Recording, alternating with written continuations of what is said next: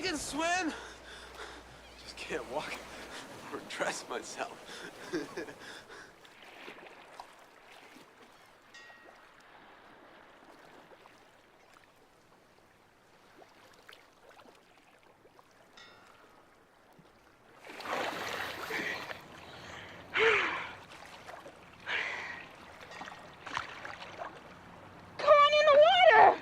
Take it easy. Take it easy.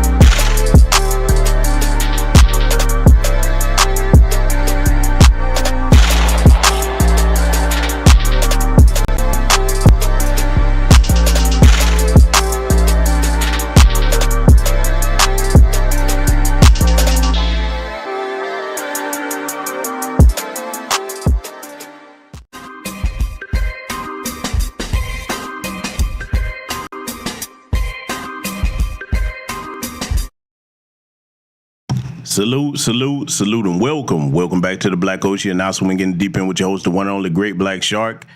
Oh, family, y'all knew I was not going to leave you hanging addressing this. Oh, no. Oh, you know, I got to give them the word, boy. These Democrat shields, the swollen, rolling markings, aka pork chop prime real Martins. Oh, they are losing their mind, and they're gonna lose it even further after tonight's broadcast. Let me tell y'all something, family. I saw the writing on the wall with this. I just didn't know how soon it was going to be. I thought he was going to try to hold out a little bit longer, but after that announcement that he had COVID, if that's true, I was like, yeah, whether it's true or not, they trying to kind of set it up for him to ease on out.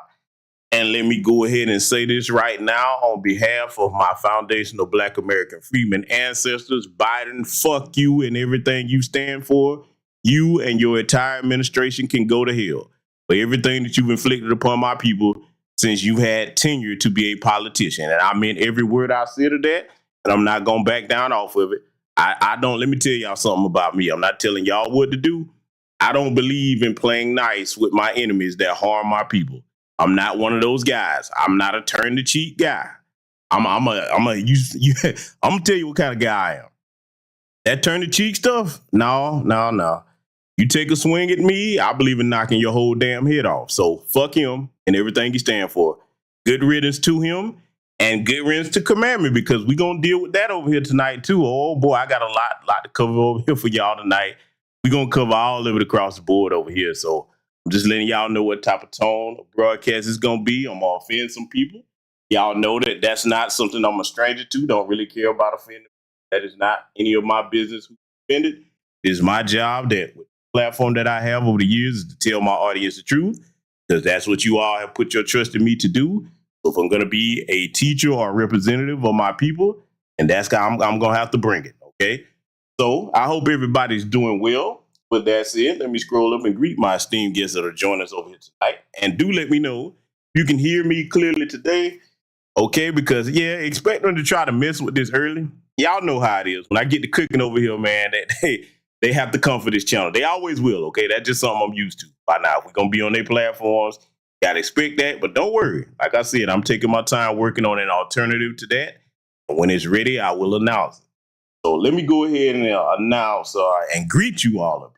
Who I see my good brother Project Leroy in the building. Kevin Blackwell is joining us. I see old grandma, ATLN_07. Netta Bug, what's going on, Netta J? I see you. A little country lamb in here. Sister Studs in the house. Let's see, Seven Skills is joining us. Derek Parker, Dad Miller TV, what's going on? Tuesday Woke in the building. Mrs. L, salute to you and your husband, my sister. 225 Girl is in here. Goddess Navi's in the house. Solo Dolo's in here. Let's see, I see my brother Lee Holmes in the building. Mrs. Beautiful, salute to you, sister. Let's see, Pascal H is in the building. Make sure I don't miss anybody. Think that's everyone for now. So salute and welcome to all of you in here and anybody will be joining us in here in attendance tonight. So, in classic GBS spirit, in classic Great Black Shark fashion, oh, boy, the Democrat shields are mad at me. Let me tell y'all, family, I got so much content to bring to y'all here. It's just, I ain't going to be able to catch a break because there's a whole lot of issues I got to address going on in the community. Okay, and yes, I'm going to be addressing the situation with that sister because, yeah, I'm going to have to compose myself when I address that one. In case y'all don't know which sister I'm talking about. I'm talking about the sister that was killed, Sonia Massey, by that demonic race soldier. Oh yeah, I got some words for that. That's gonna be coming up. Okay, so just know that I that does not go above my radar. I haven't missed it. In other words, I'm definitely gonna have to cover that. All right, but back to you, Democrat shields, you bisexuals. Oh, let me tell you something. You think you mad? Nah, you ain't seen nothing yet, because I'm gonna hurt your feelings tonight with this broadcast. And in tradition of that, since you know they screaming their lungs out, oh, they just got all kinds of words, especially for black men that's not going along and jumping on the riding with Biden. Because I'm like this. Before I go ahead and hurt your feelings at the beginning of the broadcast, let me say something to you, goofy Democrat shields, you bisexuals. Okay, I don't care whether you're men or the women. You got to be a raving fool to sit up here after these 4 years under this son of a bitch Biden, and then you gonna run your stupid ass back out and vote for him again with all this economic devastation and piling these illegal aliens on top of us? Have you not had enough? See, let me tell you something, family. You got to understand, this is something I've always been saying, and I'm speaking for myself. I can't speak for other members of New Black Media, but I'm going to tell you something. You got to understand when certain things in our community must be thrown away. There's some of us, unfortunately, this is a fact. They're too far gone to save. They're mentally compromised to the point that they've been conditioned to be permanent servants to other people, permanent slaves. You sit here and watch this administration put everybody else in an economically advantageous position over you, and you going to run out and go for 4 more years of that? At this point, don't argue with them. I don't care if you've known them since you was kids. I don't care if it's family. You're just going to have to accept that some of these folks, man, they ain't going to make it. And I'm okay with that, okay? The rest of us that understand what's going on, we're going to do what's necessary to get these tangibles, okay? Some people may vote the other side. Some people may vote couch. But one thing that I will commend all of you on, if you said you've had enough of this damn dirty, demonic Democrat administration, salute to you, okay? You one of the ones that still some hope for. All the other stuff we can debate afterwards, but we have to have the self-esteem and the self-preservation to not keep repeating things that harm us, okay? I'm going to really dig deep into that in a future broadcast. But with that being said, let's go ahead and get this sponsor out of the way. So, you know what I'm saying? We can insult these Democrat shields some more because, see, boy, just wait till November. It's right around the corner. You really gonna hate it then. So in honor of what you're going to be doing, you're gonna be shedding them vote blue no matter who tears. Let me go ahead and throw this sponsor up here, family. President Trump, if you see this, please save us. I don't even see our American flag anymore. Biden's talking with some kind of crazy flag. This is America. This is our land. Please, President Trump, please, I hope you have a plan. Love the flow. 69. Now it's time for new, believable people, and we must do it. If we don't control insiders, this will be over and over. To lead by an any big fat love, find common ground to hold the spread of lies, and we must do it big fat love, find common ground to hold the spread of lies, and any America first, America first, non-fatal. We want to build a much better, believable people, and we must do it non-fatal. Communication very much higher. America first. To lead by an any insiders fighting for insiders. Time to stop. Insiders fighting for insiders. More of insiders fighting for insiders. Time to stop. Insiders fighting for insiders. America first. Love the flow. 69. Now it's time for new, believable people, and we must do it. If we don't control insiders, this will be over and over. To lead by an any big fat love, find common ground to hold the spread of lies, and we must do it big fat love, find common ground to hold the spread of lies, and any America first, America first, non-fatal. We want to build a much better, believable people, and we must do it non-fatal. Communication very much higher. America first. To lead by an any insiders fighting for insiders. Time to stop. Insiders fighting for insiders. More of insiders fighting for insiders. Time to stop. Insiders fighting for insiders. America first. Love the flow.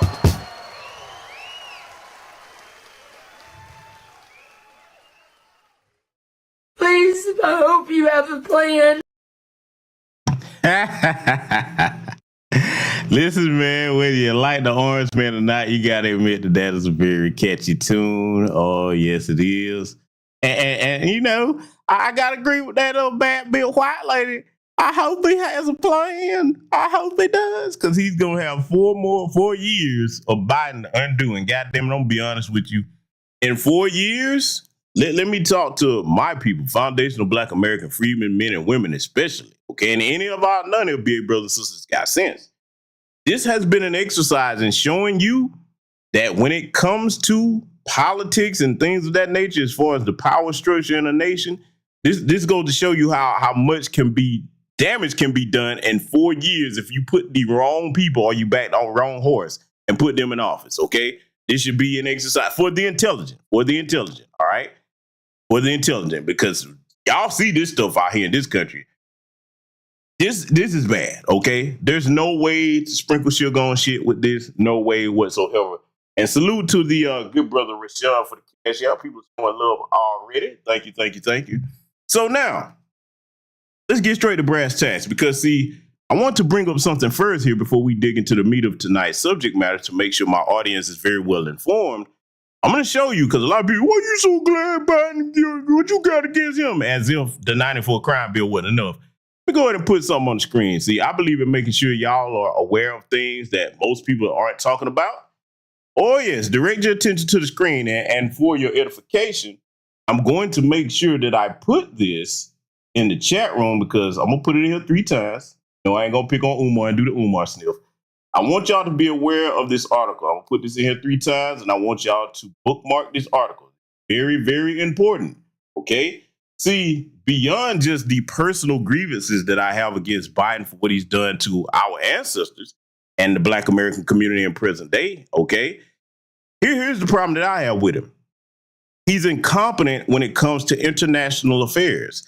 Now, for the young Black people who don't know who the 2 people on the screen are, because all of us in my age range know, but I keep in mind my younger viewers as well, you're always welcome over here, because they ask me a lot of questions, and I try to make sure that I'm available to give them answers, okay? The man that you're looking at on the right side of the screen, standing to the left of the gentleman in the navy blue suit, that is Fidel Castro. And the man on the right-hand side of the screen, you may not recognize him because this is when he was younger, is Vladimir Putin, the current sitting president of Russia. Now, in case you all don't know, this article is accurate on the screen. That's why I put it in the chat room so you all will have it to research for yourself. Let's read the headline. Caribbean Punch. Putin sending warships to Biden's doorstep for chilling drills in Caribbean with help from America's sworn enemy, Cuba. Russian ships have already made port call in Cuba and Venezuela, a couple of other places down there. Let me tell you something, man. For the most part, and see, I try to make it simple where everybody can understand, no matter your age range, even if you're not in the geopolitics, if you're not former military. When Trump was in office, Putin wasn't trying that, because it was pretty much you leave us alone, we leave you alone. Now, as far as things with the trade negotiation, that's one thing, okay? If you want to have if it's going to be any type of issues between countries, you would rather it be cold issues and not hot issues. For the difference, for the young people that don't know, your cold disagreements, that's stuff like trade and stuff like that, where no blood is being shed. You just have ideological differences with things of that nature, business, trades, whatever. When it turns to hot disagreement, this is where your warships start coming into play, okay? So due to Biden's meddling in Ukraine, which is Russian business, okay, the Russians and the Ukrainians are basically the same people. The Ukrainians decided, hey, they don't want to be a part of Russia no more. That don't have a damn thing to do with us, all right? We don't have no business sending financial aid and equipment, and damn sure not any troops over there, okay? That's not our business, man. So that's the main reason I want that old bastard out of office. This man, he don't even know whether he's coming or going, falling upstairs, falling downstairs, shaking imaginary people's hands. He's clearly senile. Go be home with your damn family. I keep saying it. See, a lot of people think that on this channel, when I say something, I'm just being hyperbolic. When I told you that Biden is the greatest threat to national security that we've seen thus far, I meant that. I'm not playing games about that. See, let me give my younger people some further history. For those of you that don't know, Vladimir Putin, he didn't have anything to do with the Cuban Missile Crisis, but his predecessors did. So now let me tell you something, man. Remember, you heard this on this channel before in previous broadcasts. I'm probably one of the main people that said that. When you go back and look at that initial situation, the Cuban Missile Crisis, for those of you that don't know, Russia was trying to build military bases and put ballistic missiles down in Cuba pointed at the United States. Okay, now since Biden hopped his ass over there in the Ukraine, and he keeps trying to make, because they're working on making Ukraine a NATO member state. It's not yet, but I posted out on this channel as well. You can find it on the community tab. For people that like to argue, people that try to tell me I don't know what the hell I'm talking about, I'm like, man, first of all, when you start talking about anything with warfare trying to school me, you better be on point. You are out your pay grade, okay? I know if I tell you about something regarding war on a global stage, I know what I'm talking about. Let me tell you something. Ukraine isn't a member of NATO yet, but they're working on it. And there are several other Eastern European nations that are a part of NATO. Now, that's basically coming on up to Putin's doorstep in Russia. So he was like, okay, you want to play that game with me? I got something for you. Let's go ahead and get this Cuban Missile Crisis thing back started up, huh? Let's go ahead and get that back started up. How you like that, huh?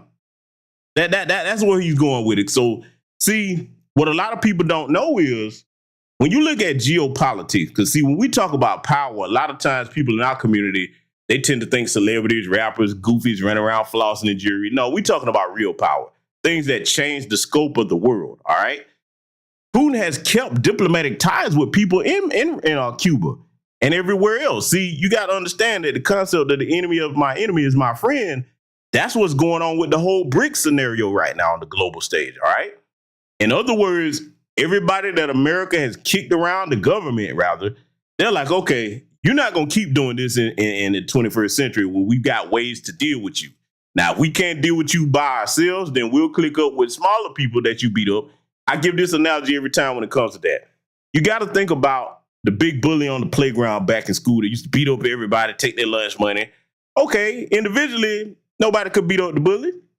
But sooner or later, a couple guys that the bully beat up, like, all right, man, we're going to have to jump him today, man. He ain't taking nobody's lunch money. In fact, we're going to jump him and run his pockets. How about that?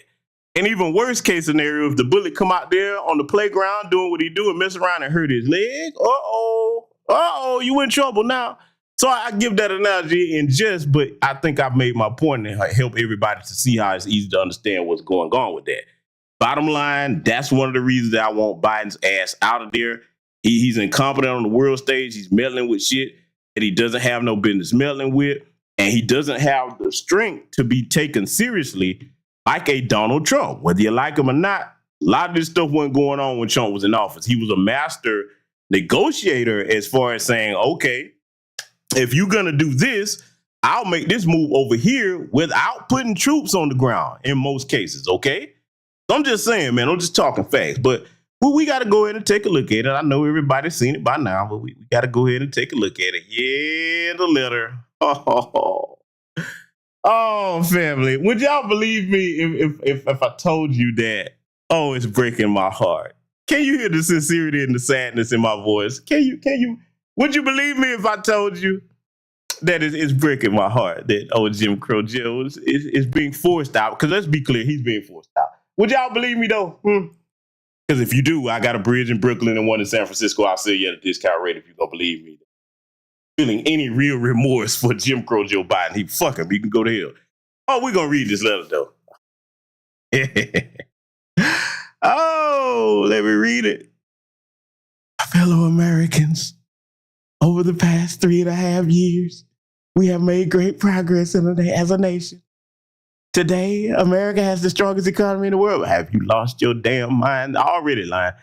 We've made historic investments in rebuilding our nation, in lowering prescription drug costs for seniors, and expanding affordable health care to record a number of Americans. Oh, yeah, I'm going to stutter just like him. Yeah, we're going to read this in Jim Crow Joe voice.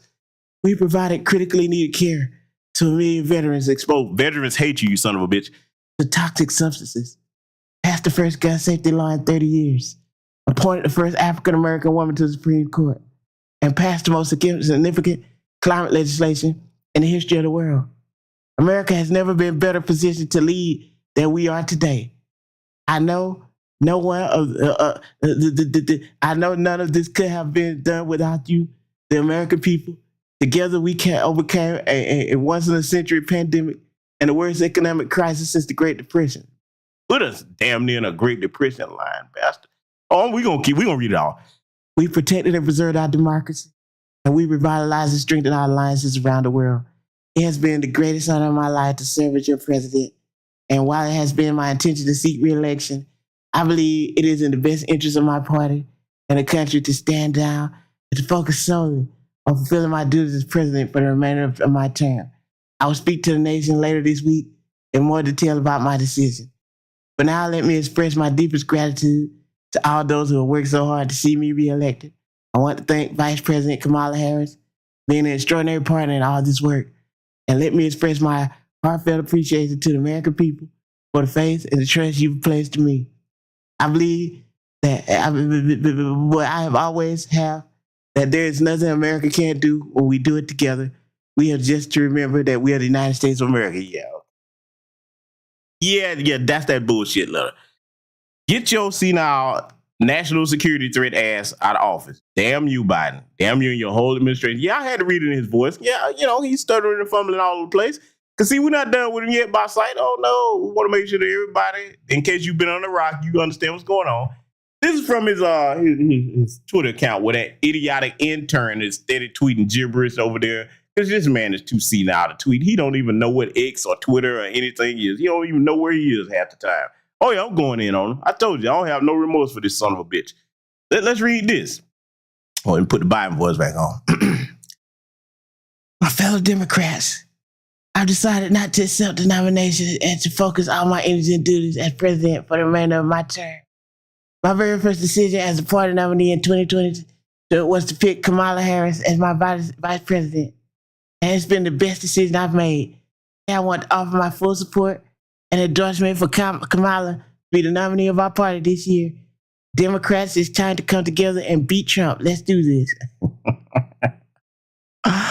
Oh, look at this grinning hyena, this bitch he got up here. Yeah, I said bitch because I reserve the term bitch for the ones that it applies to. Family, let me tell y'all something. They need to cut this bullshit out, and he needs to stop lying, talking about he stepped to the side. No, they forced you out because I'm not the only one that's pointed this out, and I've always taught my people over here, follow the money. The money always matters no matter what you're doing. You follow the money, you get all the answers that you need, okay? When your donors cut them on purse strings, it's a wrap, buddy. Because, see, let's be clear. All these politicians in office, from the Congress to the Senate to the presidents, all of them, they are wildly wealthy beyond what the average person can fathom in this country. But see, here's the thing. They're not going to spend their own money because it's very expensive to run these races, buy airtime, okay? Pay your campaign staff to hit the ground, okay? A lot goes into that. All right, a lot goes in that. I mean, even with Secret Service security, and by the way, I'm going to have to cover some stuff from that Secret Service hearing that they had up there with that committee. By the way, that was worthless because only the president can fire the bitch, okay? Kimberly Cheadle, with a little Humpty Dumpty ass sitting up there not answering no questions. So I'm like, the committee basically that they held with that hearing, it was basically just them getting up there to talk at her. What good is talking at the bitch if you don't have the power to fire her? But don't worry. We're going to cover that because there's a very important lesson about the system of white supremacy in that. So expect that coming up this week. But anyway, with Jim Crow Joe Biden, let me get him and his grinning hyena off the screen. With Jim Crow Joe Biden, it's over, buddy. I mean, and see, here's the thing. Let me say this to your donors. The George Clooney's and most of you knew what was going on with this man's health condition. You knew it. You knew it. Don't try to act like you didn't. This is on you. A fool and their money shall soon part. And see, I'm going to tell you something. With my main issues with the Democrats, number one, you pushing that degenerate agenda, and you know the one I'm talking about, on these children. Number two, you done let all these illegal aliens over here, and they're committing crimes. Okay, you're trying to drop them in black neighborhoods, but they run up to the white neighborhoods. Isn't that the irony of that? Because, see, they probably thought, okay, they're going to wreak havoc in the black community. Oh, no. Most of them have been dreaming about getting up under some white folks for as long as they could, before they even got here. So they coming where you are. Oh, boy, talk about when you dig a hole for somebody, you better dig one for yourself. So that's the other part. And the third part is, of course, the national security threat that Biden and these dumbass Democrats represent, okay? Now, that doesn't mean that the Republicans are any better. I'm just talking about what's been done with this current administration, all right? Oh, we not done yet.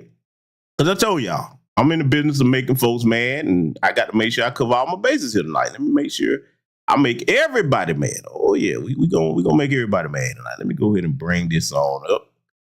Oh, yeah. Uh-oh. Boy, looky here what I done found. I'm finna piss them all off over tonight. I mean, if I get started pissing people off, family, it's only right to keep going, okay? Now, let me direct your attention to the screen so you see what you're looking at, all right? Yeah, in fact, the business, let me slide this on over a little bit. Make sure y'all can see this here, because I don't want none of this to not be seen the way it should. Hold on, let me slide this over a little bit. Back over here, and I'll slide this over. Okay, here we go. All right. Now, what you're looking at on your screen here, this is actually true. On the left-hand side, recently there was a Zoom call that was held, okay? And I'm going to make a statement that's going to piss some people off.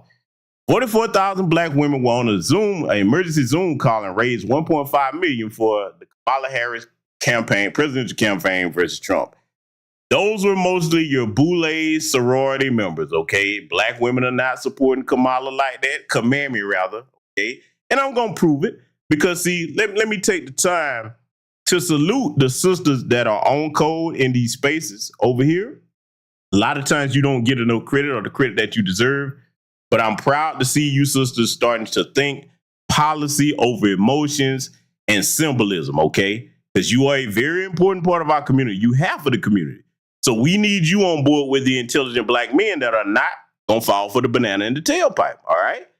So see, then on the right-hand side of the screen here, you got old, swollen, rolling, pork chopmas, prime ribs Martin. Oh, look at him talking about black men for Win with Black Men. The other organization that raised that money for her is called Win with Black Women, by the way. So Roland Martin over here on this right-hand side of the screen today, all right, at 8 o'clock, he's supposed to be holding a fundraiser to support Kamala Harris. Listen, dude, the streets ain't fucking with them folks, man. The streets are not fooling with them, man. These people are so out of touch, they don't know nothing about what's going on with the average black folks. Because you remember old Big Humpty Dumpty, No Neck, and by the way, I really don't understand how Roland Martin is able to do what he does. And what do I mean by that? The man literally has no neck, okay? He's basically the equivalent of the Mucinex man, all right? No neck to be found, no whatsoever. That's one of the 8 wonders of the world. I think it is. He's an 8 wonder of the world. Man with no neck. But anyway, I digress. He was up here ranting and raving, talking about, he's not going to drop out. You stupid fool. Damn that, don't say that. He's not going to drop out. What happened? He ain't stepped down as president, but his ass is out of that race. And boy, Kamala has no chance of winning. Now, some of you probably like, gee, bitch, why you say that? My president look like me. You know, hopscotching and double dutching in and out of blackness. Okay, no. I'm not going to sit there and let her get away with that because, see, let me go ahead and point something out to you, okay? We're going to deal with several things over here tonight. Oh, yes. Yes, we are. We go ahead and put this up on the screen here. Oh, yeah. Oh, am I going here? Yes, I am. I damn sure am. Uncle Sam, I'm going here. Oh, family, take a look on your screen. Take a look on your screen. Uh-oh. Oh, am I finna go here? Oh, I'm going here with rocket powered roller skates on, damn it. Let me tell y'all something. For you idiots that actually think Kamala got a shot to beat Trump, first of all, you have forgotten something. See, this goes to show you that the boule sorority chicks, they're really brainless, real brain dead, okay? They don't really keep up with the pulse of what's going on in a power play situation. I've said this before many times, and a lot of people don't like it when I say it, but again, don't care. Let me tell you something. Don't you understand how irate white women are that this little old mixed up heifer here made it to the vice presidency before them? That means that she's gotten closer to the highest office in the land than any of them. The fact that she has Doug Emhoff over here as a white husband, they don't give a damn about that. See, she's just like Candace Owens. White women don't support that. They look at that and they take that personal. And see, let me tell you something. The thing about it, why the white men are not going to really, support her like that. White women not going to support her. Black men with intelligence ain't going to support her. Black women with intelligence ain't going to support her. She's out there by herself. Okay, we remember your political record over there in California when you was the top cop, locking up people left and right. And don't worry, we're going to get to that shortly here. But see, I'm going to read everybody their rights on why this commandment thing isn't going to work. All right, mark my words. First and foremost, let's get back to this white women thing. Don't you know that white men understand that if they go and let this bitch actually get the presidency before a white woman, don't you know that that will make a mortal enemy of their own women with them? So you got to understand the demonic and sick, twisted relationship between the white supremacist male and the white supremacist female. They have their serious issues with each other, but they can't neither one of them can live without the other. Let me explain. Of course, with the white women, those are the mothers of the white supremacists, okay? And with the white men, the reason why white women aren't so keen to just up and completely turn on white men because they know they need them for their protection. All right. They know that. So they're stuck with each other. And the only thing that brings them together is oppressing our asses. OK, so now I just want to get that out the way. I just want to let y'all know that this commandment thing, it ain't going nowhere because, see, on the right hand side of the screen here, this is what they see. And if you think I'm wrong, OK, I got something for you. Look at the reception that the vice presidential pick of Donald Trump is getting, J.D. Vance, because of his wife, who is Indian. Okay? See, you got to understand something about the white supremacists on the political left and the political right. They're all in alignment, lockstep with white supremacy, especially the old school stomp down diehards. All right? They're not going to let none of this slide. They don't want this in their bloodline. And see, old low down Willie Brown up here, because basically this is how she got to start flat backing her way up to the top. Let me say something about you Negroes like that. You sicken me, man. Because, see, I told you, I'm not going to hold no punches over here tonight. You got some compromised Negroes in our community that the first thing they see with some light skin, boy, let me do everything I can for her. And look, I don't have nothing against our lighter skinned brothers and sisters in the community. I love you just the same as long as you're not a coon or a sellout, all right? But, see, I'm talking about low down Willie Brown for a reason. And I want black men, especially young ones, to hear me. You need to understand the responsibility that we have as men in our community. Let me expound upon that. As a black man, if you're going to be a black man that's worth a damn, you should do whatever you can with whatever your skill set is to the best of your ability to be about the advancement, empowerment, and protection of your people. You can't do that when you're thinking with the head downstairs. This woman isn't qualified Kamala isn't qualified to be a cashier at a damn cash register. You hear me? Yeah, I said it, goddammit. I'm not playing with this shit tonight. And can you imagine having this idiot be the sitting president? But see, you know what? Maybe that was a little bit harsh. Maybe that was harsh, family. Maybe I should walk that back. You know what? I tell you what. Let me go ahead and pay homage to how Kamami really got her skill set. I'm tripping, y'all. I don't know what I was thinking. I take that back. I apologize. Let me just go ahead and let her speak on how she got her skill set. Let me be quiet, man. I don't know what I was thinking. So what did you do to become the presidential nominee of your party? Well, sometimes you just have to hawk Tua and spit on that thing,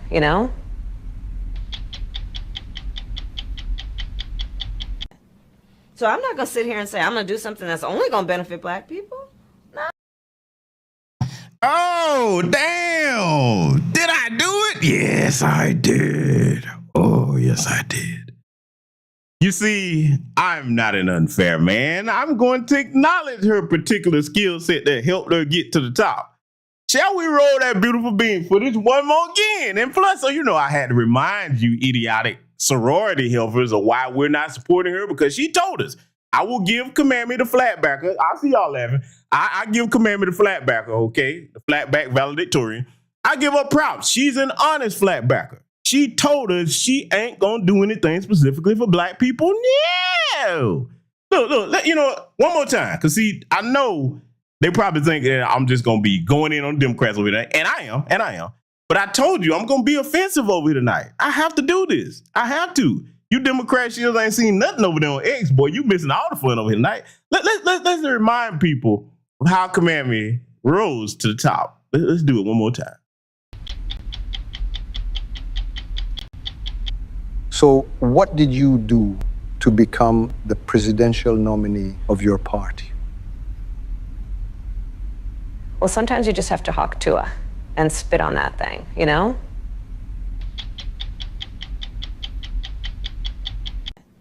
So I'm not going to sit here and say I'm going to do something that's only going to benefit black people. No. Oh, see, I've told y'all my petty knows no bounds. Because see, when you hurt my people in my community, I don't owe you any respect whatsoever. I really don't. I don't owe you any respect. And we're going to get to Jim Crow Joe. But see, I got to be thorough. I got to pick apart his whole administration over here tonight. We're going to start with this heifer right here. Oh, yes. I'm going to enjoy punching down on this punching bag right here. Boy, it's over, Kamala. You going down with the ship. And she's looking around like a rat now trying to figure out how she can scrape together money. Let me tell you something, baby. You running around here trying to scrape up money to compete with Trump, you done. You dead in the water on that right now. You got to understand that whether you like him or not, Trump is seen as an American hero to the white people right now. This man, right, look, let me tell you something.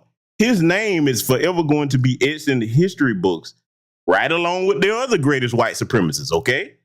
You're not going, look, let me tell you the other dark little secret. Can I go ahead and really get deep into this so I can hurt these Democrat shields and black America's feelings? Can I go ahead and tell the whole truth, family, since I'm started? Let me tell y'all the secret here that's finna happen. Your so-called good white liberal women, they're going to vote for Donald Trump, a lot of them, or a lot more. They're not going to tell anybody, but they're going to do it. You know why? Because they will burn in hell with gasoline on before they go and say, I'm going to vote for this little half-breed heifer and put her as the first president before anyone else good white women? Oh, hell no. God damn it, where's that ballot for Trump? Watch. I'm telling you, you heard it here first. I know, look, let me tell y'all something. The thing about a Southern Georgia black man, I know these women. I know white women, boy, damn near better than they know themselves. I know them. Look, let me tell you something. You know how you in trouble? I think this is something that everybody, no matter where you from, will be able to understand tonight. You ever seen a white woman that, you know, when you talking about something she don't like or she disagree with, she give you that little half-hearted fake laugh like, and that little uncomfortable look?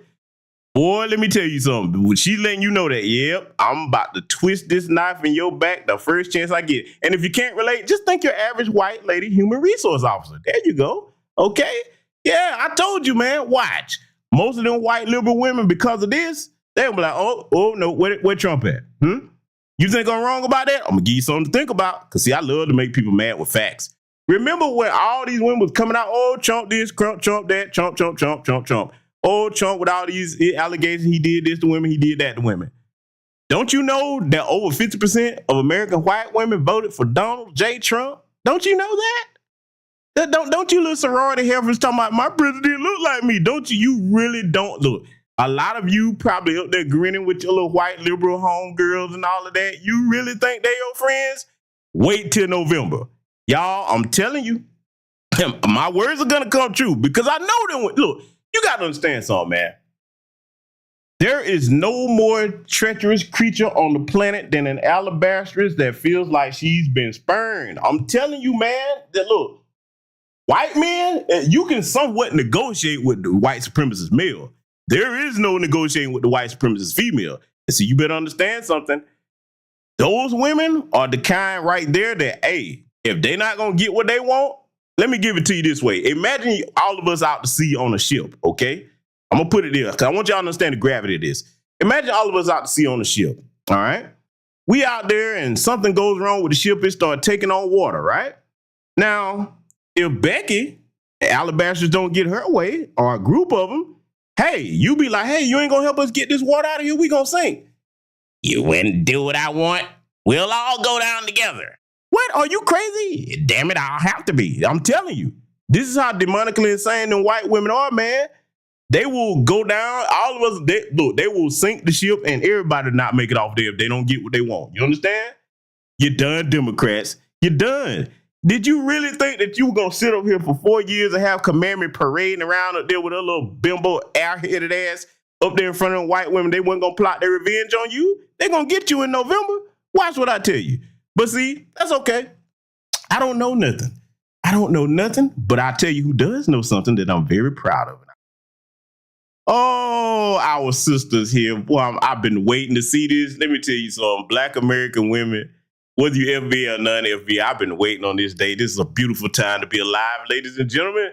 I've been waiting to see our sisters wake up and start to see these threats for what they really are. Because, see, let me say something to the brothers in here that's frustrated with a lot of those women that was voting Democrat. I understand your frustration, okay? Because there's a lot of men voting too, but more the women vote Democrat than our men. That's just a fact. You can look up the numbers. Let me say something to you brothers, man. As men, we have to have a spirit of endurance. And I'm not saying you run around here trying to save everybody, but this is the important time now where black men and black women are having intelligent conversations about policies and numbers, not emotions, not feelings. I've been waiting on us to get to this place in our community for a long time because, see, here's the thing that I'm most hopeful for, and I see it going this way. Gen X, millennials, Gen Z, we all having these conversations together between both genders.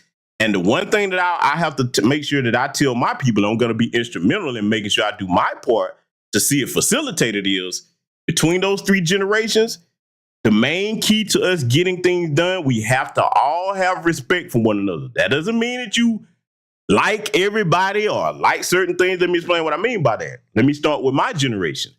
Generation X, we are the eldest of those three that I just mentioned.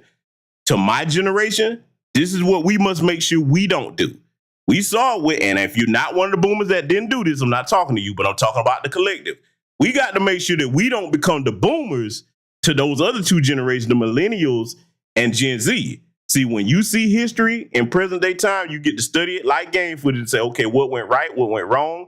It is our primary responsibility to support the millennials and Gen Z as long as they're trying to do something positive, productive. And even if we are in situations where we're in a lead or authority figure, here's what we must not do. We must not do what the silent generation and the boomers did, where we get power, come up, and we just forget about the young ones. No. Let me tell you something. If you're a black man or woman that's a business owner, whatever, always be looking for the most talented, qualified young black person in your vicinity to bring them up to your level. Even if they get to talking about, because I run to young people all the time. And see, this is why I'm well respected by the youth in my community and mostly everywhere I go. I'm the brother that if I see a brother or sister talking about what they can't do or they don't think they can, I'm going to boost that confidence up. And the way I start, I'll be like, hey, everybody had a first time learning how to do something. And if you would like to learn this, I'm willing to teach you and help you with patience and pull them up. And I'm going to tell you, that's one of the greatest joys that I get from doing the work I do, is seeing young people in particular go from a state of having no confidence or little confidence to having all the confidence in the world where you can't tell them nothing, the sky's the limit. That's what I love, okay? So that's the responsibility Gen X has. Now, when it comes on towards the millennials and Gen Z, what I would say to both of those generations, y'all definitely need to have a cohesion amongst one another. Okay, I get it. There's differences between all the generations, but we have a golden opportunity right now to put ourselves in a very powerful position, okay? Between the millennials and Gen Z, y'all need to be working together, using this technology to your advantage, making business deals, okay? Working together on that level because y'all going to be the primary leaders, okay? It's going to be the main three, but see, we're the eldest, Gen X, so hey, we want to see y'all working together so the future's in good hands, all right? And see, I'm going to do whatever I can to start facilitating conversations, definitely on X, between all three generations, hearing everybody's ideas. And see, one of the other things, I want to go back to my generation for a second. For those that are Gen Xers, and you can remember how if you had an idea or you came up with something and, you know, the boomers just shot you down or they talk to you disrespectful, don't be that person with millennials and Gen Z. Don't do that. See, don't do that. Even if you hear them out and what they're saying may sound misguided because you know from experience, let me tell you what a wise teacher does. A wise teacher doesn't ridicule, they teach. So you bring the information, say, hey, young brother or sister, did you know this or that? Or if you see them in error, first thing you acknowledge that they're trying, especially if it's something positive. It's like, hey, I salute you, young black man, woman, for trying. But let me give you this little bit of game, if I may, that'll make your road a little easier. Be that type of person. you don't have no problem getting respect from young people. I know I'm living proof of it. All right. So that's what I wanted to just drop that bit of wisdom on y'all. You know what I'm saying? Hopefully everybody will try to take that to heart. But I want y'all to listen to this sister, because I'm not going to interrupt this at all. Boy, this sister right here, she is going to be cooking. And for all you sorority shields that talking about voting for commandment, this sister here got some words for you. Let's let it play. Me why I didn't vote for Kamala Harris, and how could I be so anti-black woman? Let me show you. She put over 1,500 people in jail for marijuana violations and then laughed about it when she was asked if she ever smoked marijuana. She blocked evidence. She blocked evidence that would have freed an innocent man from death row until the courts forced her to do so. She kept people in prison beyond their sentences to use them as cheap labor for the state of California. And she fought to keep cash bail system in place that impacts poor people in the worst kind of way. Thank you. So while you were standing in line in your Chucks and Pearls, thinking that she was a black woman because she went to all the right schools, she pledged to right people because everybody knows that the black vote is the unknown variant. That means that they truly show up for what it is that they support. And the black community embraced and supported Kamala. When Kamala got in office, she told y'all that she wasn't black, and she identified as otherwise after she had utilized your educational system, your support, your fraternities, your sororities. And she turned around and gave you her ass to kiss. Y'all gonna vote for her again? Inquiring minds want to know. Oh, that's a beautiful sight to see. Boy, y'all don't understand. Look, let me tell you something, man. When I see our sisters talking like that, man, dude, let me tell you something, boy. And see, let me tell you who really can't stand that. The Democrats, man, they have a lot invested in misguiding the sisters of the community because, see, I'm saying this not to ridicule or pick on my sisters, but I want y'all to listen to me, okay? I know that some of y'all are perfect and you can't ever be criticized. Ain't nobody scared of you big-headed asses. Oh, no. Let me see them on Burning Back. But nobody scared of you motherfuckers. I ain't scared of y'all, man. I love you, and you're important. And I'm almost say this, and I want you to take it coming from a place of love. What an enemy like the Democrats do, and I'm talking about them because they're in power, and that's the people that most of our folks have voted for the last 60 years. What an enemy does, they start to exploit your weaknesses. So if you have an ego, or if some of you get these degrees, you think you better than your brothers or what have you are. And I'm not saying that black men are perfect. Lord knows we got some screw ups over here in our community. I'm talking about the brothers that are qualified to receive your respect. A lot of times the Democrats have taken advantage of the fact that they see a lot, not all, but a lot of sisters tend to have this air like they're above black men. They don't need black men, et cetera, et cetera. So, you know, like the Tiffany Crosses that, hey, black men is this, get in line behind black women and vote. Oh, no, ma'am. No, ma'am. We're going to assume our rightful place as the heads of our community, working with our women to put the whole community in the state it's supposed to be in. So the Democrats, they'll hand you your little degrees, they get you the corporate jobs, and for the lower tier, you know what I'm saying, income people, hey, we got a program for you. You know, don't you want to depend on white daddy for your entire existence? But see, now, across the board, there's a synergy where those sisters that was on them program, they're like, why should I just be relegated to being on a government program instead of being my own business owner? Let me talk to them sisters, because see, one of the things about my channel, I don't talk at you, I'm talking to you. We're going to need all hands on deck in the community with some type of intelligence to get us where we need to be. If you're a sister that's in a lower income bracket, listen, if you got the skills to do hair, nails, whatever that is, you get your cosmetology license, put yourself in a position to be a business owner, and don't be selfish. Don't just be a single proprietorship. When you grow, hire you some young sisters in the community, and this is important. I want y'all to take this under advisement. Hire you some young sisters in the community that you see either want to learn or have the talent. Why? So that you can give them an alternative to tooting their asses up in the air on OnlyFans, okay? See, I'm the brother that I look at all the variables in this. It's going to take everybody from every income bracket, every educational sector to make us be what we should be in this country, okay? So that's what I wanted to drop on you regarding that, all right? And see, that's coming to an end because the sisters see how they've been played. And see, Democrats, let me tell you something that's got me cheesing from ear to ear. Y'all really don't understand black women like I do. Oh, boy. Okay, look, watch this. I'm going to need some audience participation for the sisters in here, whether you FBA or non-FBA. I'm going to ask a question. And watch this. But in case you're a Democrat shield over here, you better pay attention to the answers in the chat room. Ladies, let me ask this question. Is there anything that upsets you more on this planet than when you find out that somebody has played you for a fool? If I'm telling the truth about what I said, burn this chat room up with the fire sign emoji. Okay? Burn it up with the fire sign emoji. Can y'all hear me? Can y'all hear me? Can y'all hear me clearly? Okay? Burn it up with a fire sign emoji. Y'all can hear me because I don't know what's going on with Mr. Pascal there, but everybody else seems to be able to hear me just fine, sir. You might want to adjust it unless everybody else had that issue. But sister, let me ask the question again in case y'all didn't catch it. Is there anything worse on the planet for a black woman, no matter whether you FBA or non-FBA, that you finding out somebody has played you for a fool? You light it up because, see, I got a point to make. Democrats, let me tell you something. These women, and I'm a black man because I know when you piss off our women, oh, you have made a lifelong enemy. It ain't going to be nothing you can do to make that up as sweet as some of our sisters are.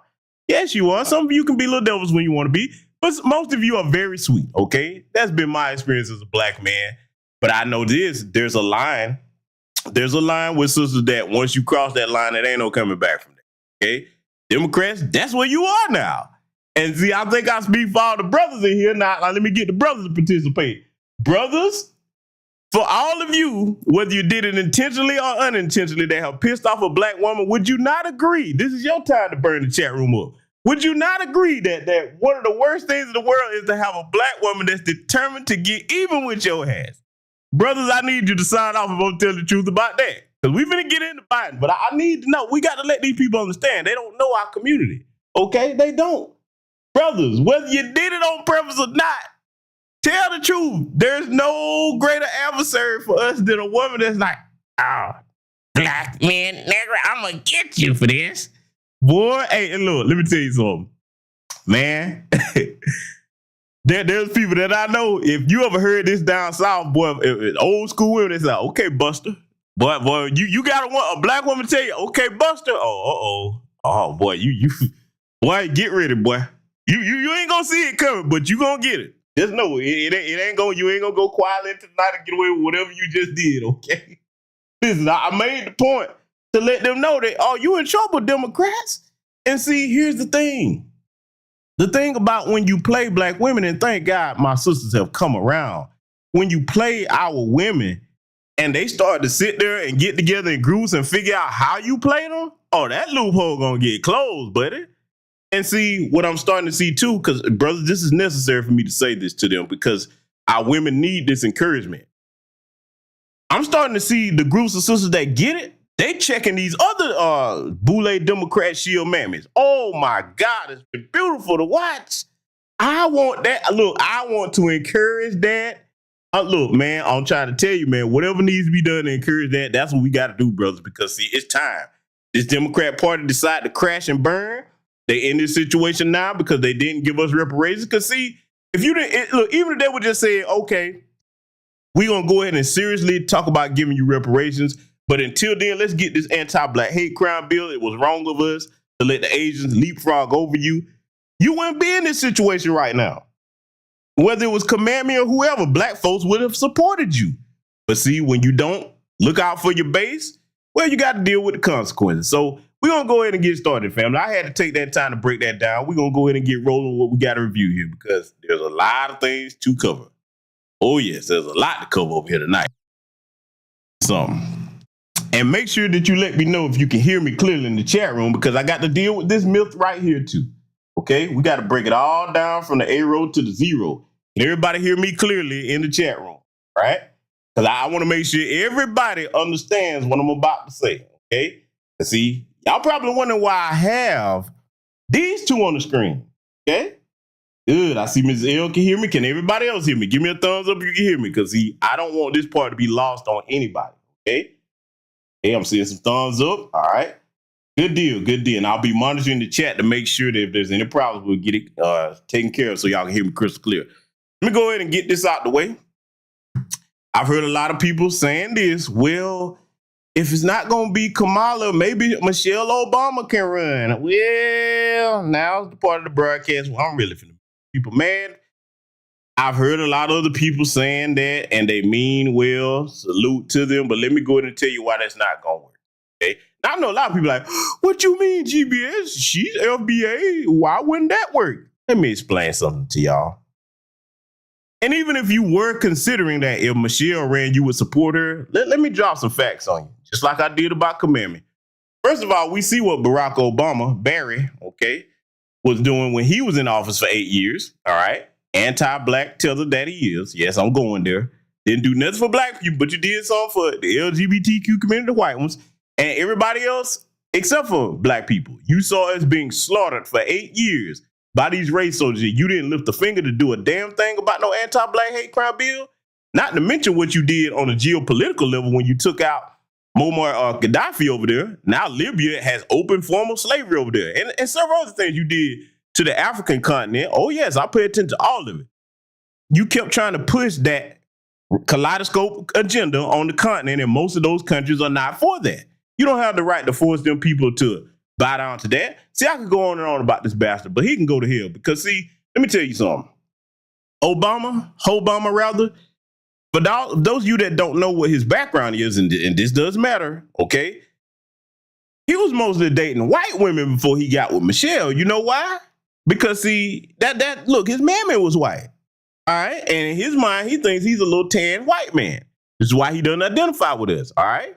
So now, in order to get to the White House, yeah, you knew you wasn't gonna be no little tan man, okay, even with a white mother, and get into the White House with no white woman. These old school rednecks on either side of the political aisle, liberals or conservatives, wasn't gonna go for that. So what you did was like, okay, if I'm gonna get here, let me trundle on over here and get Michelle. Now, you probably saying, well, GBS, well, what about Michelle? Oh, let's get into her history, too, because just like Barack, she was mostly being tooted up in the air by white men. Yeah, I'm going here, damn it. I told you, I'm going to make everybody mad. Yes, I am. I'm going here, and I'm doing it for a reason. Let me tell you something. I've said this before, and I've said it many times. Do you really think that when women decide to marry men, that they don't have a damn thing in common with them men? See, a lot of y'all looking at Michelle because she's from our lineage and her skin tone, whatever. Oh, Michelle Obama. She's just as self-hating as any of them because, see, she couldn't get no white man to do anything other than bend her over. So the next best thing that she could have was a little half-breed white man, Barack Obama. Yes, I said it. And I meant every word that I said. Let me go ahead and put some more venom on this dagger that I'm twisting into your heart with this truth. Let me tell you something, dude. If you think that she would get in office and be compassionate towards us, you got another thing coming. She don't identify with the average black person. Now, look, a lot of y'all are fooled and give people credibility that they don't deserve or didn't earn. All you got to do is just think about what I'm saying. See, I don't go off of symbolism and just because somebody black. No, I look at the whole of a person and their ideology. You really think she would be married to Barack Obama as long as she hadn't had them kids and didn't have nothing in common with him? Huh? You better think about what I'm telling you. I'm going to show you something else because I know a lot of people are like, don't say that. Oh, I'm going here. How many times did you hear Michelle Obama advocate for reparations or an anti-black hate crime bill while her husband was in office for 8 years? Can anybody provide me with receipts where she did it? Oh, I'm waiting. Y'all going to make me do the little Hulk Hogan and put my hand to my ear. Well, where the receipts? Where the receipts? Does anybody have those receipts? See, I'm finna show you something about why you shouldn't support her, even if you were thinking about it. Salute to the good sister, Mrs. L, for the cash out. Let me tell y'all something. Let me further go here with this Michelle Obama thing. The other thing you got to look at is what I just said before about Kamala. They don't want her little half-breed ass up there. You really think that white women, even the liberal ones that grin in people's faces, are going to go support a Michelle Obama for president? Do you really think that? A full-blooded negress in their eyes. Do you really think that they would be like, yeah, she's a woman just like us? Let me tell you something. White women do not put their gender before white supremacy. I'm going to say it one more time. White women do not put their gender before white supremacy. They would rather go to the 10th level of hell and stay there before they elect Michelle Obama president of the United States. Do you hear me? So I just had to go ahead and get that foolishness out the way. Now I know some people think they know everything. Some people would disagree. Okay, you just wait. Because she already said she don't want nothing to do with politics because she's not a politician. And this woman, look, I'm going to be honest. I'm not saying there's no black woman that would be qualified for it, but she's not. And see, let me tell you why I'm saying that. Because see, a lot of people, when you make that statement, they think that you're just being a chauvinist or you're just talking about gender, this, that. No, I'm not. I'm saying, look at the situation that I showed you earlier here in this broadcast that's going on right now. Salute to my good brother Kia. It was Nightfall Drop for the Cash App. Look at that situation at the beginning of the broadcast. And if you're just coming in, you'll have to rewind that and catch what I was talking about. In fact, for those that just coming in, I'm going to put a link in the chat to what I was saying here. Okay? We put this article in here. Do you really think that Michelle Obama would know how to handle Vladimir Putin with that situation with them damn warships down there in the Caribbean? Do you really think she would know how to handle that? Huh? Do you? Do you? So I'm just putting some things on your mind to like, I get it. I understand why you would want to see that. But for the reason that I laid out, you better seriously consider what I'm telling you. See, just because somebody looks like us, let me go ahead and get this part clear, especially for our non-FBA brothers and sisters. Just because somebody look like you, that don't mean nothing. You better be worried about what's upstairs in their head. How do they see themselves in contrast to how they look at black society as a whole? I'm going to go ahead and make it plain for you in case none of what I said registered on whoever's listening, whether it's live or recorded.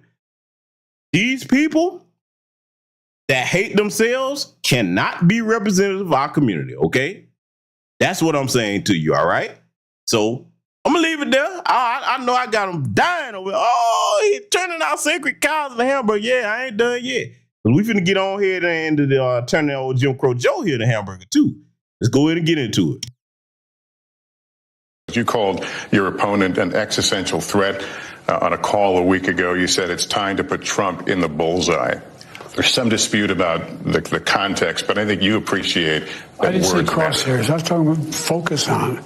Look, the truth of the matter was, what I guess I was talking about at the time was there's very little focus on Trump's agenda. Yeah, the term is bullseye.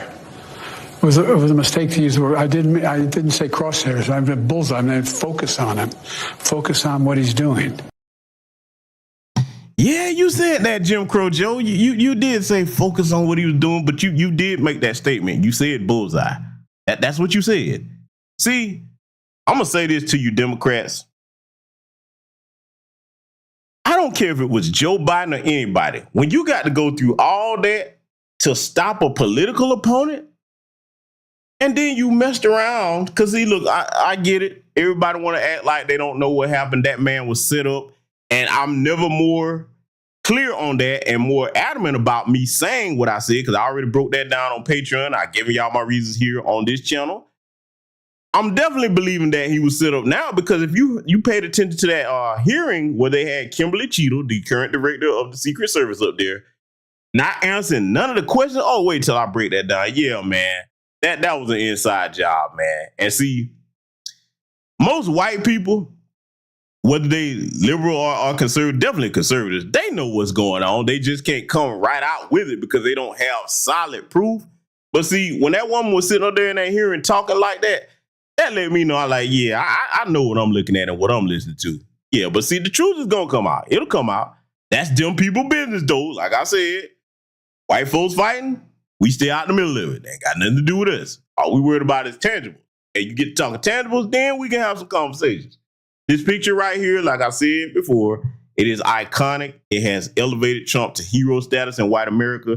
Unless he just come out and do something ultra stupid, he's going to have, like I said, to reiterate, he's going to have most of the liberal white women voting for him because they're not trying to see a commandment presidency and they damn sure ain't going to support Michelle. Okay. Then most of the white men, I'm going to tell you right now, some of them going to jump ship too. Watch what I tell you. But see, this thing I want to say about that. Has anybody think I'm wrong? Just wait till November. We ain't got long. When white people get ready to jump ship on something, they don't make a grandiose announcement. You just look and be like, oh shit, you over there now? Because they take on these terms, liberal and conservatives, off like on and off like jackets to however it suits them. And see, some of those liberal white men, they starting to see them Jim Crow Joe policies. You got to understand something. With where they are in this economy now with the inflation they're uncomfortable, but they ain't like the average person in Black society where they just can't make it. Them videos where they're crying about, you would think that they're crying about they don't know where their next meal is coming from. No, that's not what they're crying about. They're crying about, I ain't gonna be able to take this extra vacation that I usually take. You know what I'm saying? So you got to understand, in their minds, deprivation is not being able to afford excess. Well, even if they're surviving, okay, they're fine, got clothes on their back, roof over their heads. When you take away that extra on top, oh, that's oppression to them. See, because they've been at the top of the food chain so long. So I just want to make sure that my people understand that. They are not in the same boat with the average Black American, okay? This is hitting our people much harder than them. But see, we're not done dissecting no Jim Crow Joe. It's over with for him tonight, and I'm going to prove it with everything that I'm saying. It took less than 10 minutes for Joe Biden to lose last night's presidential debate against Donald Trump. 10 minutes for Trump to hit Biden so hard, people started to ask, is Biden done?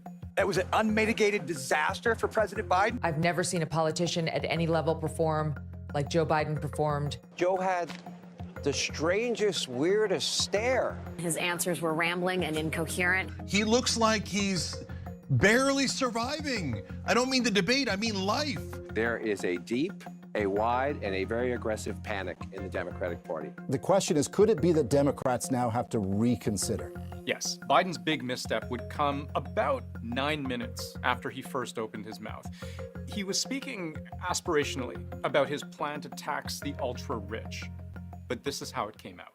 Making sure that we're able to make every single solitary person eligible for what I've been able to do with the with the COVID. With dealing with everything we have to do with. Look, it wasn't good. Now, you see this Asian man here breaking this down. Why is this important? Because even the white adjacents that's on that liberal side, they looking at him like, Joe, this ain't it. This ain't gonna cut it.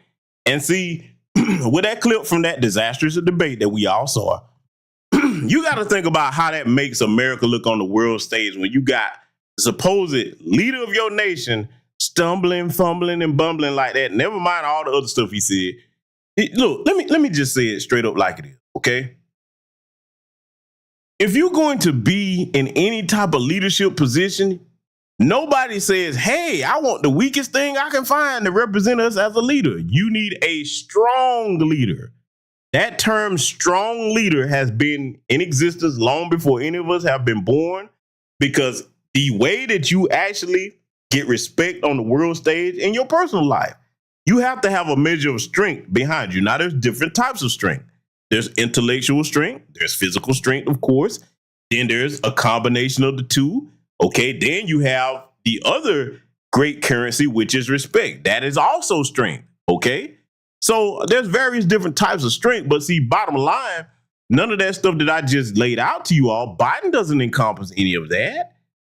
He definitely doesn't have the respect of the international community because, see, for those of us that pay attention to geopolitics, a lot of this stuff that's going on under him, basically the international community, like, man, you a punk. Don't nobody care about what you talking about. Because they're making moves now that they've never made on the global stage versus under Trump and prior presidents. Look, I never thought I was going to say this. Boy, some of the people that know me well are going to be like, hell has frozen over. I got to say it, y'all. You know it's bad when you can compare the presidency of Bush Jr. to his and make him look like a stronger, more competent president. I never thought I would have to say that. I'm sorry. Listen, man. I'm traumatized by getting it out too, okay? I never thought I would live to say there would be a president that made Bush Jr. look very competent on the world stage. I'm sorry. I got to do it. If for those of you that are young, just do some homework on that time period and then compare it to Biden, okay? But I just wanted to point that out. So we're going to continue analyzing this because, see, I told you, when I make a point and I say something is done because, okay, he's done now because the money is gone, but it's a wrap for him and the Democrat Party. Because, see, let me say this to you Democrat shields, if you're listening. And old rolling pork chop, those prime rib, that little fundraiser you got going on, yeah, man, you wasting your time. You're wasting your time. You're done because now it's time to hand you political punishment. Remember that? I told you that. That's the 2 words I want to put in y'all lexicon. Political punishment. Because just like you handed the black community benign neglect for all these decades, it's time to hand you some malevolent neglect. Oh, yes. The opposite of benign is malevolent. Oh, yeah. You're going to get this dish served cold. Just like you ignored us and did all this damage, put everybody above us economically, it's time for you to get a dose of that. Don't come ask us for nothing. You go ask the people, like this man on the screen here, his community, you go ask them to do something for you. The people that you got economic policies for, go rely on them because your base was invisible. You didn't pay attention to my community, the ones that voted for you at all, okay? So now it's time to pay the piper. Now I'm going to enjoy it, family. Let's let it continue. But it was what he said immediately after that turned what might otherwise have been a bit of a fumble into a fall. Even his own vice president couldn't deny what had happened. It was a slow start. That's obvious to everyone. I'm not going to debate that point. And you'll hear from both Republicans and Democrats, Biden's problems were just beginning. I'll show you why. It was agony in Atlanta for Joe Biden, for Democrats, and frankly for anyone around the world dreading another Donald Trump presidency, because the chances of another Trump presidency just increased. You know, you didn't even actually have to get as far as 9 minutes in to start to feel that the night might not go Biden's way. Let's start with the walk. Now, please welcome the 46th President of the United States, Joe Biden. Folks, how are you? 2 things to notice in that clip. 1, Biden's gait. Looked like he was going to barely make it to the podium. He's 81 years old. He'll be 86 by the end of his second term, if he wins.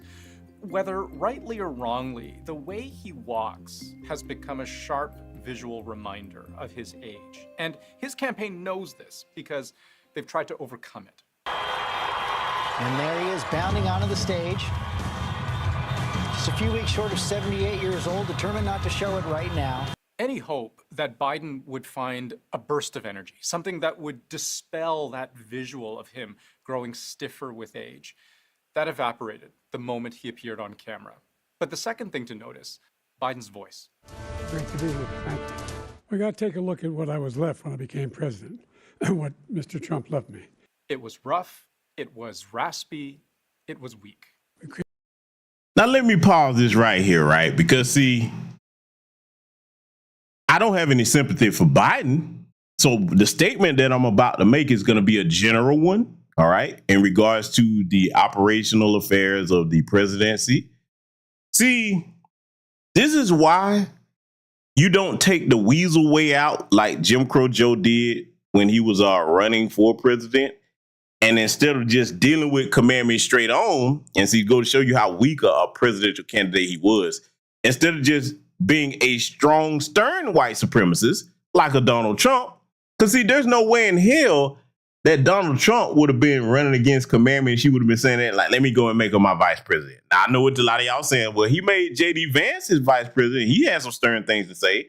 He did, but he kept it in the realm of politics. He didn't go after Trump's personal life as far as I'm aware of.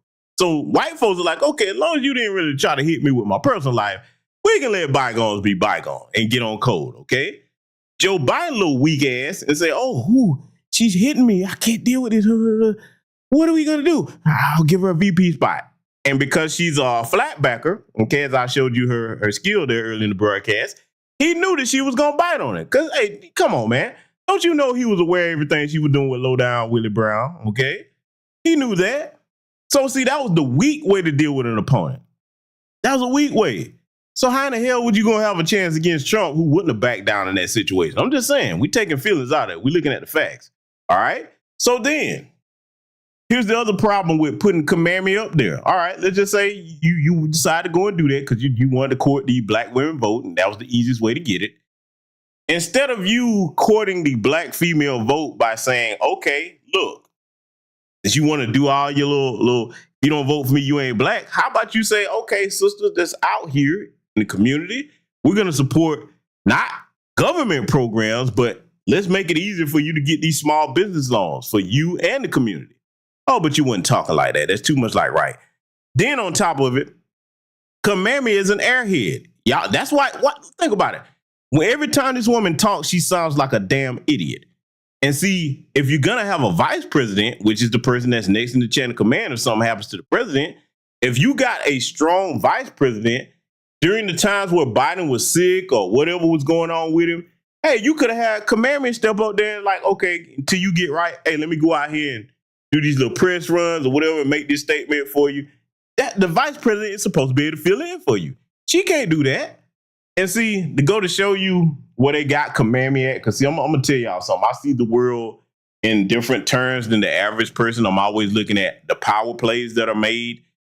Remember when I told y'all, because she's not black, but just for the sake of argument, remember when I told y'all be wary of when these white folks put you in the first black position? You remember they made her the border czar, right? Remember that?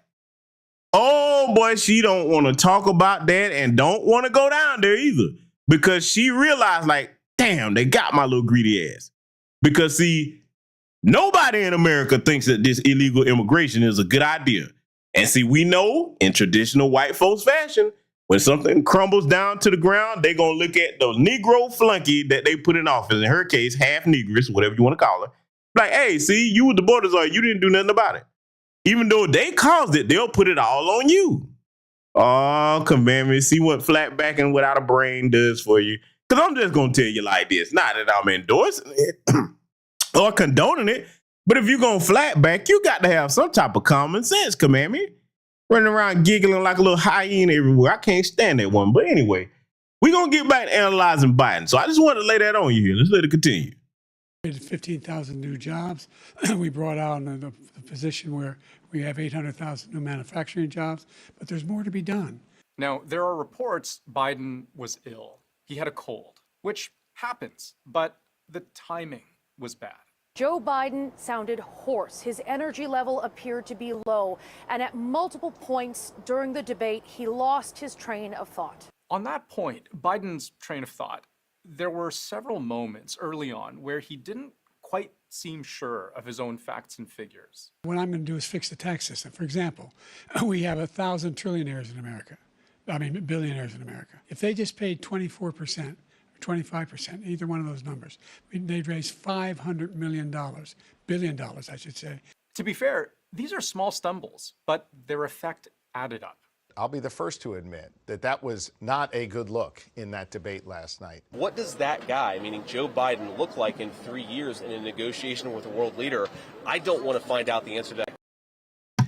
Now, for those of you that don't know, this is J.D. Vance now. J.D. Vance, the current vice president pick of Donald Trump, speaking. So I want to make sure y'all catch the key players that also had the criticism for him. Question. Biden gave a very shaky performance. And I think the real danger for him is that this was a performance that reinforces concerns voters already had about him. We know the biggest thing voters worry about when it comes to the president is his age. And it got worse. There are 40% fewer people coming across the border illegally. That's better than when he left office. And I'm going to continue to move until we get the total ban on the total initiative relative to what we can do with more border patrol and more asylum officers. President Trump? I really don't know what he said at the end of that sentence. I don't think he knows what he said either. Look. Man, listen. Oh, man, look. I remember watching that live when that happened and Trump, because look, y'all, whether you like him or not, Trump is petty as hell, man. When Trump did that and the look on his face, I don't really know what he said. I don't think he knows what he said either. And he don't. He could look. You Democrats, if you mad at me because I don't have any sympathy for that bastard Biden, it's not me that you need to be concerned with. You should have sympathy then to put that man out there and his wife. Boy, that go to show you how much she care about him. Because a good wife will pull her husband to the side and say, look, Joe, you can't do this. I see what you're going through.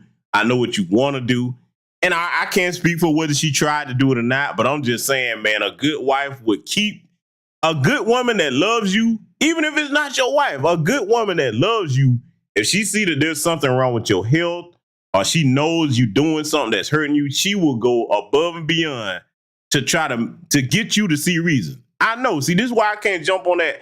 Oh, all black women are this, that. No, not the women I know. And I'm not saying that we don't have issues in our community, but I'm just saying I have been loved by some very great women, okay? Whether it's personal or platonic. Look, let me tell you something. I remember, because y'all know, hey, I come over here and get these broadcasts sometimes when I'm under the weather, which is rare. But I remember it was sisters, man, on this channel like, hey, brother, you good? You all right? You know what I'm saying? So, I mean, I'm just giving you an example that the women in our community, they actually care about the men that they respect, okay? I'm just saying, and see, his wife over there in their community, that's different, because those people marry each other not for love or to start families. They marry each other for political power over there. These things are arranged. They you know, you got people in politics on both sides of the aisle that are married to each other that don't even sleep in the same house. I'm telling you what I know now, what I think. All right. So for those that are mad at me cracking jokes on this senile bastard, I'm going to keep giving him that work, because you damn sure kept giving my people that work with that damn crime bill, which your name has been on all of them since 1976, according to him. I'm not going to make up no lies on you. Why the hell should I have sympathy for something like this? I'm not fooled by him. I know what his record is. I see what he has continued to do to my people. So all the sympathy, that's over there for you Democrat shields and you flunkies over there. Let's let it continue. Biden's problem, again and again, wasn't his inability to build momentum. It was his inability to keep it. I'll give you another example. A very sort of surreal moment during Salute to the brother Andrew Echoes for the cash out. Thank you very much, my brother. the debate where the two candidates are literally talking about who's better at golf. The whole thing is silly, but watch how that exchange ends. I'd be happy to have a driving contest with him. I got my handicap, which when I was vice president, down to a 6. But by the way, I told you before, I'm happy to play golf if you carry your own bag. Think you can do it? That's the biggest rival. He's a 6 handicap of all. I was an 8 handicap. Yeah. 8. You know something, family? I just caught something here with this. I might have to make a meme out of that Trump smirk, boy. That Trump smirk is hilarious, boy. The Trump A, as one of the sisters in the chat room said, that Trump A, that little Trump smirk, that is hilarious, man. Look, if you see a meme come up from somewhere, yeah, just know that my ignorance was probably behind it. I just thought that was funny. But we're going to let this continue because, man, look, all jokes aside, the debate put the writing on the wall, and then it's almost as if Democrats, to be honest with you, it's almost as if, and I can't say this because both sides are not in favor with the Most High, but I'll say this, you got to be the unluckiest party in the world for that debate to happen, and then that botched attempt on Trump's life, that just pretty much sealed the deal. And see, for me, I'm looking at reality. All the bisexuals and the Democrat shields that's still over there talking about, well, maybe we can get Kamala in there. That's not going to happen. If you really think that, you really don't understand the makeup of this country, and you damn sure don't understand the mindset of them folks. Look, look, let me go here. Even if you got half the black women, I'm just going to go there for the ones that raised all that money. Even if you got half of them to run out and go vote for Jim Crow Joe, and you included the old vote blue no matter who crowd, all of them, the men and the women, you still ain't going to have enough to get him over the top. No, you're not. No, you're not. You know why? Because in overwhelming majority, the greater majority of white folks and some of them little liberals that are going to go and run vote Trump, there ain't going to be enough to match that. It's a wrap. It's a wrap. And then here's the killing part about it, family. Can I really go here? Because I told you I was going to hurt the Democrat shield's feelings tonight. Can I hurt them a little bit more? Democrats, the ultimate end of you was when you sit here and you did all these things for these other communities. They're going to do what they've always done, trick you to get changeables, and then they're going to vote Republican. Mark my words. That's what the Asians are going to do. The East Indians, the Arabs, the Hispanics, they're going to vote Donald Trump. Watch what I tell you. See what happened when you don't do right by black people? Oh, boy, it's a beautiful time to be alive. Let's let it continue. But I have, you know how many? I've seen you swing. I know you swing. Hey, let's not act like children. President Donald Trump didn't prepare nearly as much. He went to a rally. He did podcast interviews, and if someone asked him, "How are you preparing?" He said, "I'm preparing by taking questions from you," which is not traditional debate prep. Biden did not only do traditional debate prep, which is, you have a mock debate in a mock studio. He holed up with his advisors at Camp David for an entire week. Even during Biden's closing statement, the moment where it's just you and America, no sparring, no improvising, all you have to do is leave the viewer with a lasting impression of hope and strength. But Biden struggled about 55 seconds in. What I did, when, for example, he wants to get rid of the ability of Medicare for us to be able to negotiate drug prices with the big pharma companies. But you know what really did Biden in? How we knew from almost the very start that Biden was outgunned. It wasn't the little slip-ups. Well, guess what? We got it down to $35 for insulin instead of $400. It wasn't the fact that he repeatedly lost track of time. We are the lowest trade deficit with China since 2010. Thank you, President Biden. You lost Thank you, President Biden. And we should encourage businesses to have. Thank you, President Biden. President Trump, the question was about what would you do to make child care more affordable? I made sure every company in the world, every pharmaceutical company, cannot have to pay. Thank you. And by the way, no.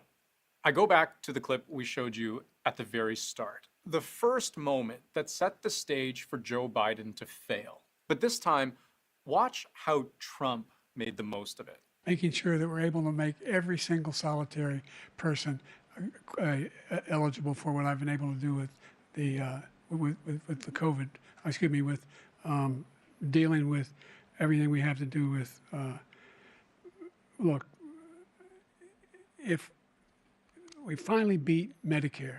Thank you, President Biden. President Trump? Well, he's right. He did beat Medicare. He beat it to death, and he's destroying Medicare. I think that.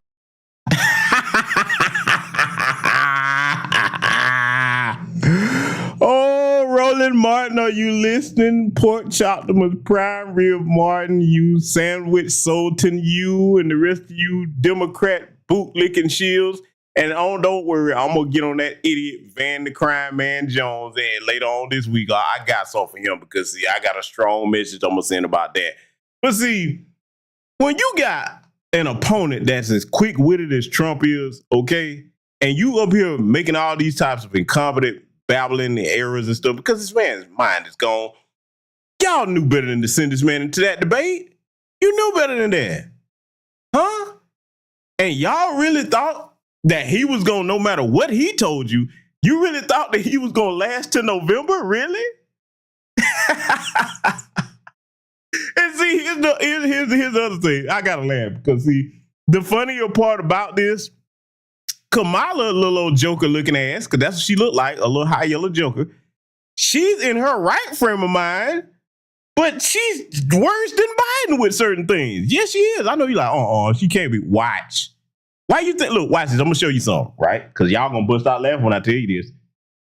You know how you know Kamala's really stupid? Yeah, I'm saying it. You know how you can tell she's really stupid? Why do you think she's always laughing hysterically at everything? That's an idiot. See, idiots are easily amused by things.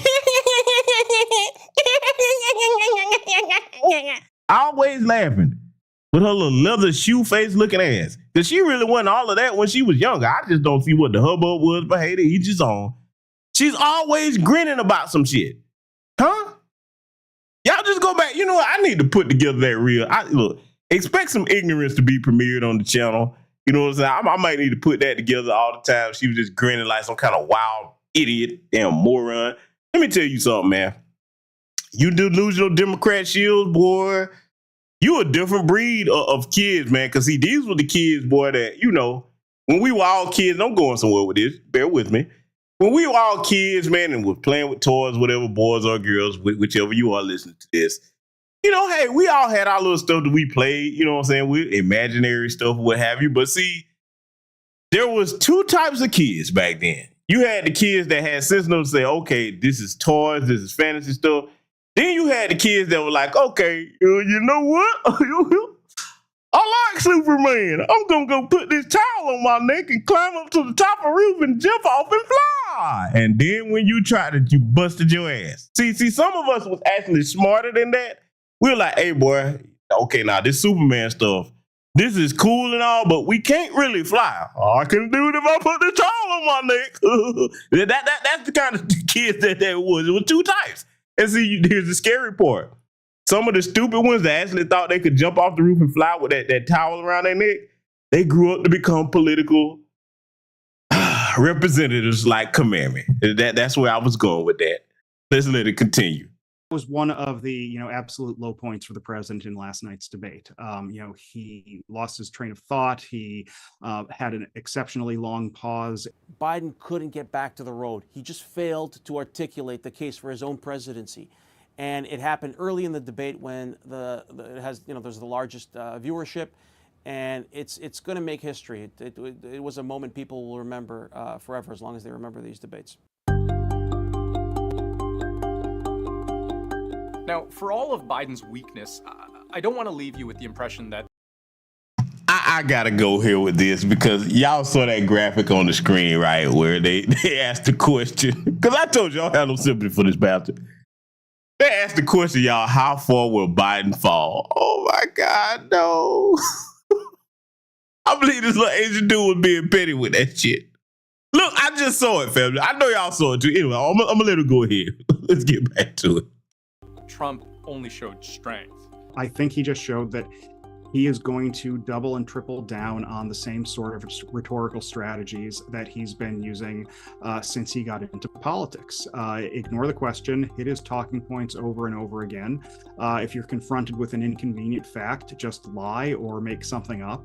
Trump was so often either unable or unwilling to give straight answers on so many questions.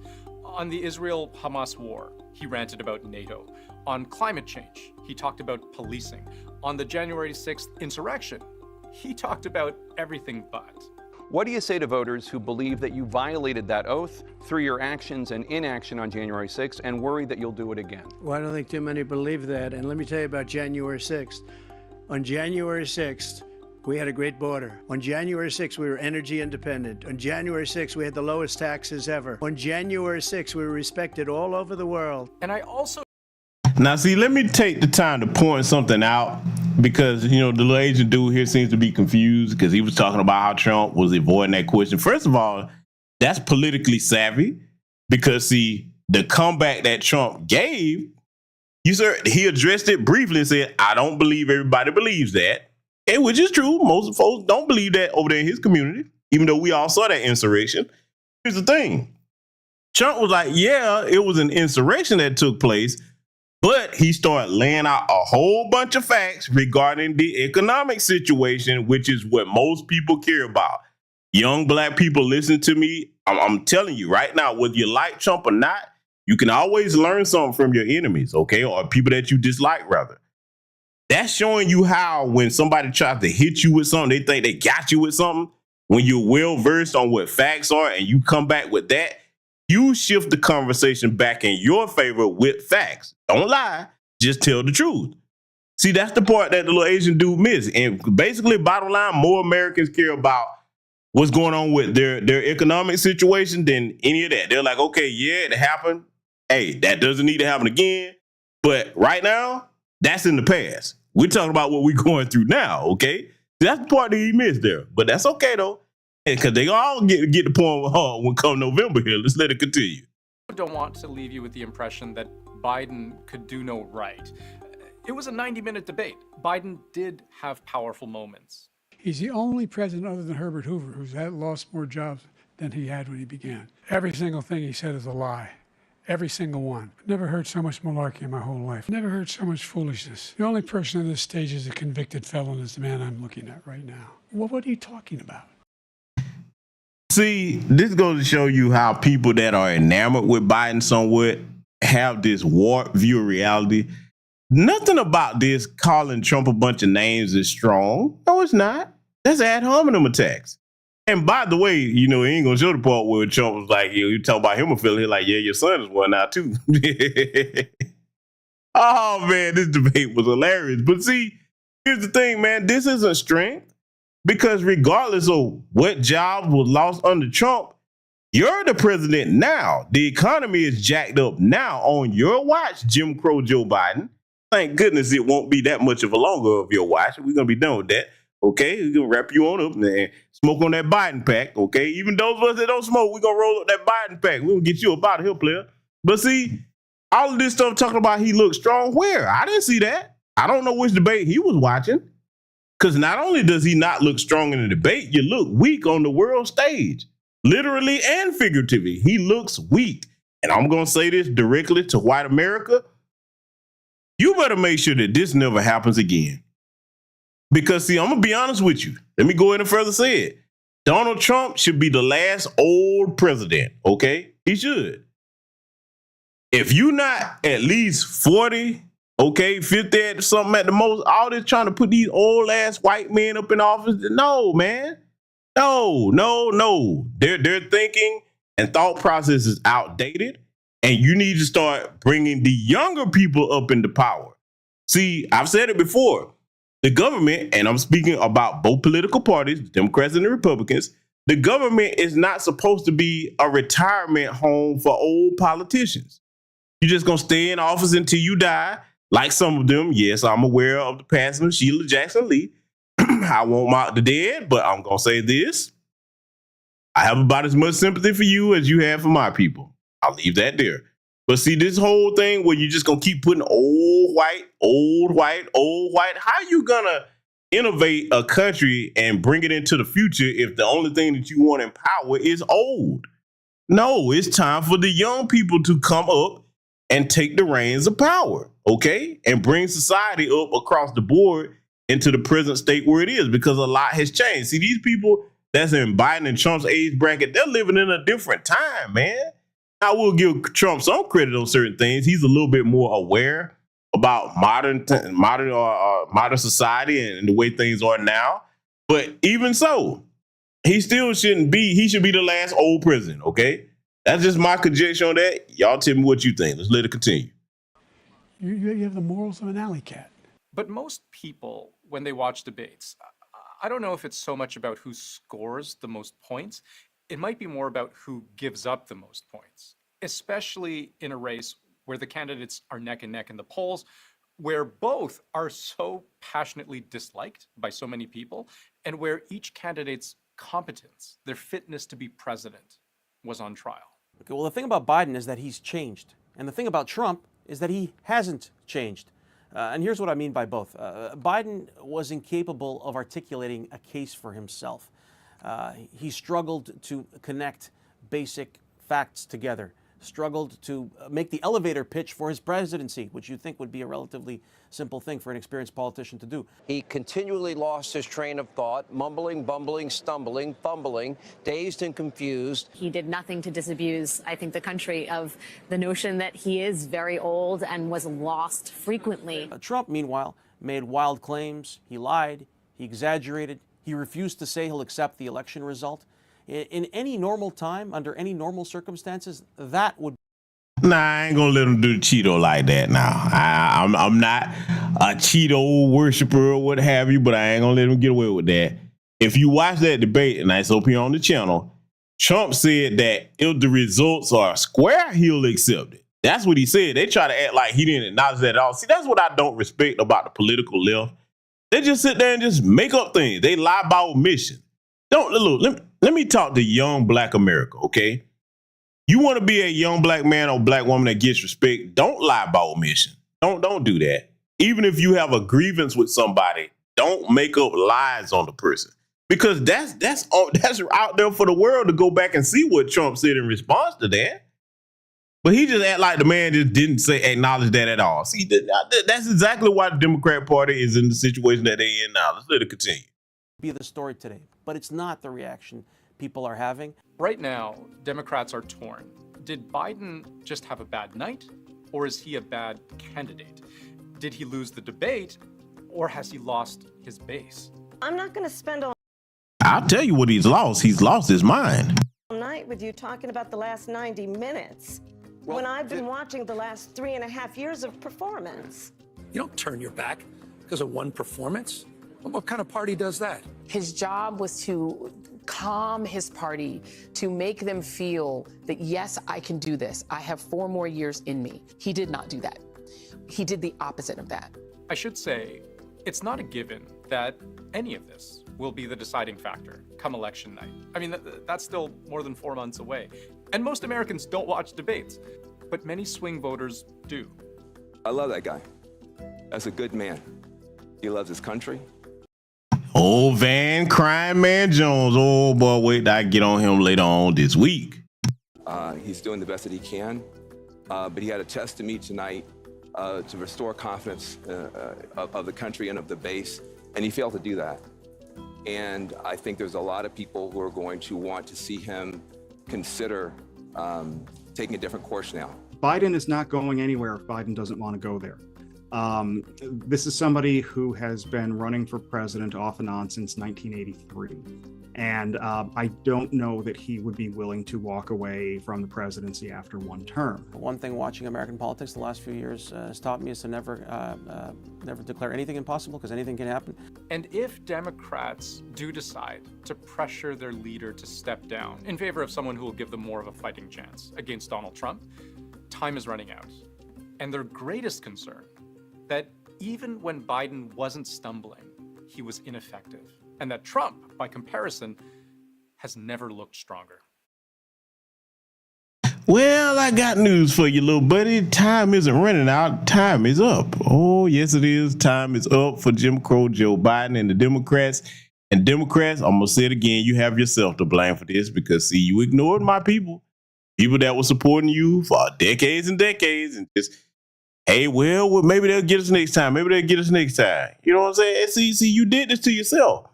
We're not electing Donald Trump. You are. I'm going to tell you exactly what them Arabs told you up there with that whole situation overseas. They're like, no, if you don't want Trump back in there, don't put him in there. Yeah, I'm going there with it. You're the one that did this, okay? You made this happen. Instead of trying to actually beat this man in the political arena, you did every dirty, underhanded trick in the book. And see, I'm going to tell you something. Democrats, you're not going to be back in power for a long time. Because he just put a bad taste in a lot of people's mouths, especially the younger generation that are older to vote. They see what you're doing. Mark my words. Trump's term, if it goes the way I hope it does, it's going to be a fundamental change regarding politics. All of you old jokers that's sitting up there in office now, this is it for you. This is your last go round. And I'm talking about on both sides. They're going to get younger people in positions. They're going to be more motivated to become the candidates themselves, or you're going to be challenged. This is it for you. And see, even if you just say, well, you don't know what you're talking about, we're going to stay here until we get up out of here. Well, you're going to get up out of here because, see, life happens to everybody. Okay? Oh, yeah. Every 2 years, man, some of y'all going to be getting up out of here. You're not going to be in power forever. All right? And it's going to get to the point well, a lot of younger people are going to say, yes, even if you are the most qualified, you're too old to be in this position. I got to go there. Yes, there is a such thing as too old, and we clearly see that with Jim Crow Joe Biden, all right? Sometimes you just got to go in and say what needs to be said. What you want to be an old person sitting in the way of the young people for when you're supposed to be bringing them up and helping them get in position to handle that? Because, see, when you look at the job of being the president, that's a very stressful job. It is. You got a lot of decisions you got to make on a daily basis. You might be on vacation with your family. Something could come up. Hey, that's the end of that. You got to go and handle business for the nation. All right? I'm just saying, man. And that's more suited to a younger person that has their mental faculties about them. Okay? They're in physical condition to deal with that. And they actually have a pulse on what's going on in modern society, not just in America, but around the world. Okay? So that's what's going to happen. It's coming eventually, whether they like it or not. But we got a lot more to analyze here because, see, we got a reminder for these flunkies and these shields. Oh, boy, I'm telling you, some of you now, if you listen to me, the Jasmine Crockett's, okay, and Biden, boy, you might be in jail with your son here. You know what I'm saying? When Trump get back in there. All of you that went after this man, trying to be, master's little do boy and do mammy, boy, y'all better go ahead and get your passports and leave if you don't already have them. I mean, I just think that would be best. You better go somewhere and just stay during the entire tenure of Trump's presidency. I'm laughing thinking about it. They better not come back, family, because that man already said he gonna handle business when he get back in there, and it serves you right because none of them went to bat that hard for the Black American community. But I got something we got to analyze here because, see, I covered this on Patreon. But we got to go through it here tonight because I want this to be on the main channel. I'm going to show y'all why I'm saying that here. We're going to get into something and analyze it. And you shields, I'm going to tell you, this is a bad time to be one of you if you had your hand into jumping in the middle of white folks' business when they didn't want to be the one to go after Trump. Let's go ahead and check this out. Anybody know who they're voting for? Or is anybody undecided still? I'm very undecided. Undecided. Right now, inflation. So I'm monitoring who's talking the most about inflation. Re-entry. I would like to see everyone who is a criminal with federal charges still be able to vote. That sister has a point because I'm like, hey, Trump got 34 felonies on him. That's a fair and valid question. Hey, what's the difference between him and any other felon that don't have? And I would say this. I would say if you a felon, as long as you didn't do anything to a kid or something like that, you know, some type of egregious crime like that against women, children, the elderly. Hey, if it's some other than that, hey, give them their right to vote back. All right. If we're going to have a leader in office, which looks like we're going to, why shouldn't they have the right to vote? So she made a good point there. Let's let it continue. We can have a criminal for president. We need to allow some voting rights back that were taken illegally in the first place. How hard has inflation hit you? It hit me hard. It's hitting me hard. Who do you blame for it? I blame the federal government at this point. If a working class mom who works as a paralegal cannot buy a $2 bell pepper because it's now $5, imagine a mother living on food stamps. Imagine a mother who's making minimum wage trying to feed children. And see, sisters, this is why those of you that are on those government programs, let me be very clear about this. To this country, pay my people reparations. If you need those programs, you shouldn't have any shame in being on them. However, you shouldn't be stuck and saying, okay, this is my lot in life. I'm just going to accept the program from the government. I ain't going to be able to do nothing. Don't think that way. Okay? Don't think that way. It's time for you.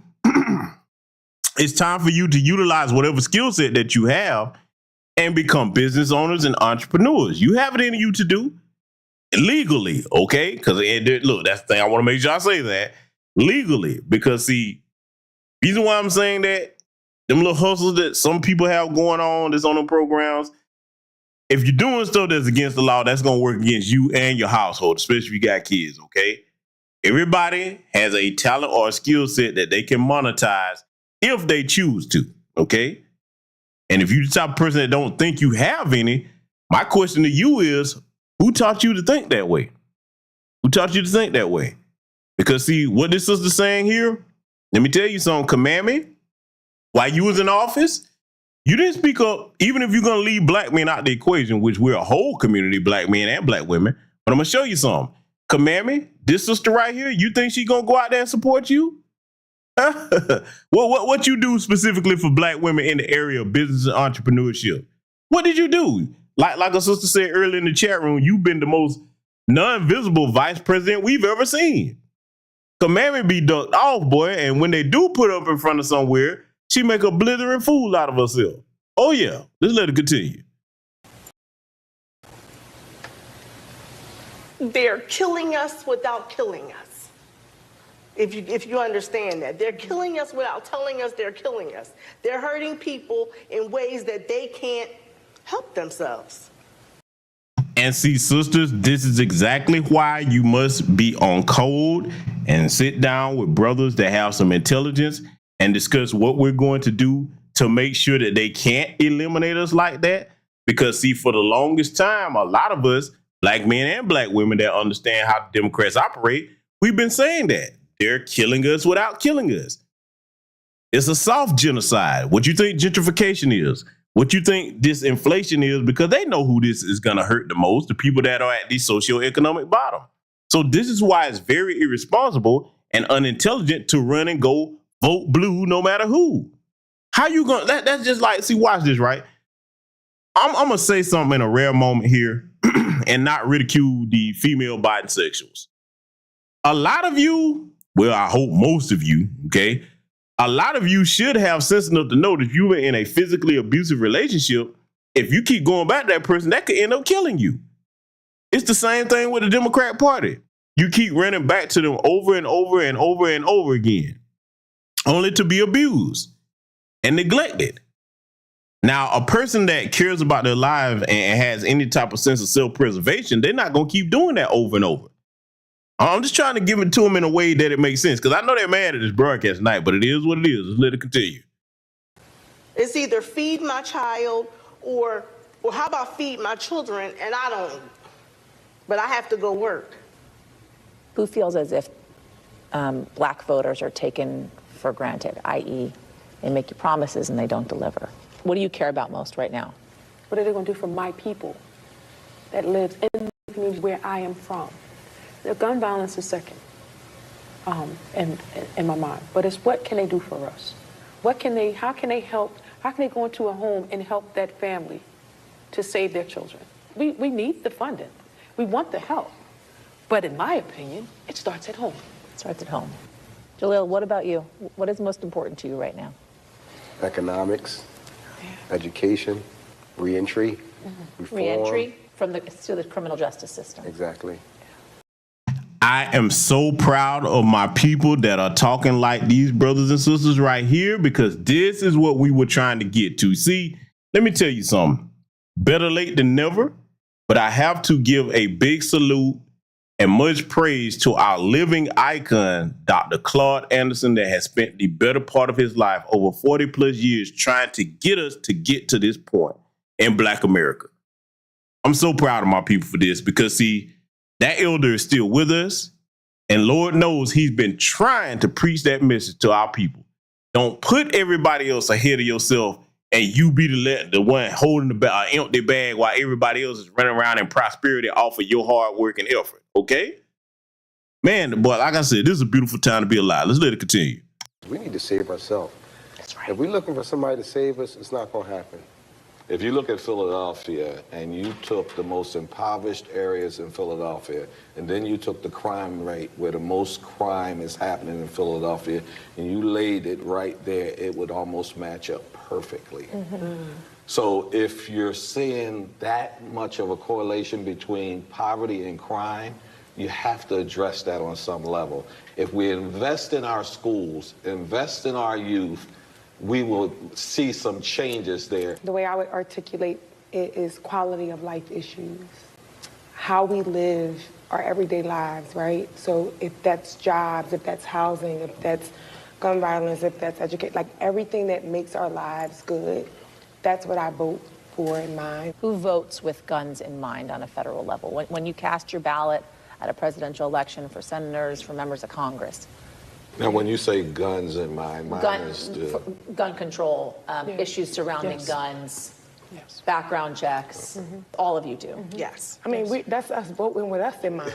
Yeah. You understand? When you say that, like, this is... You're talking about your family. You're not like, when you ask me, am I voting with guns in mind, that means I'm voting with me in mind.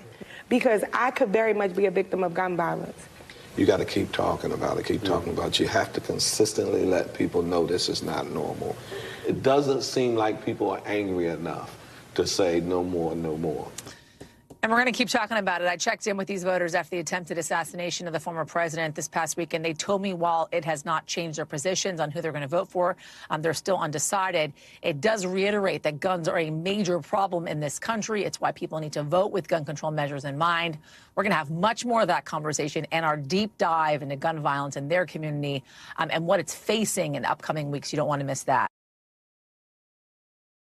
Yeah, so you heard Becky there at the end, but see, Becky, I ain't gonna let you get away with that, because see, those brothers and sisters in Philadelphia are going through it up there. Yes, there's a lot of gun violence up there in Philadelphia, okay, but you got brothers and sisters up there with programs trying to do the best they can, point the kids in another direction, and they need funding for those programs, okay?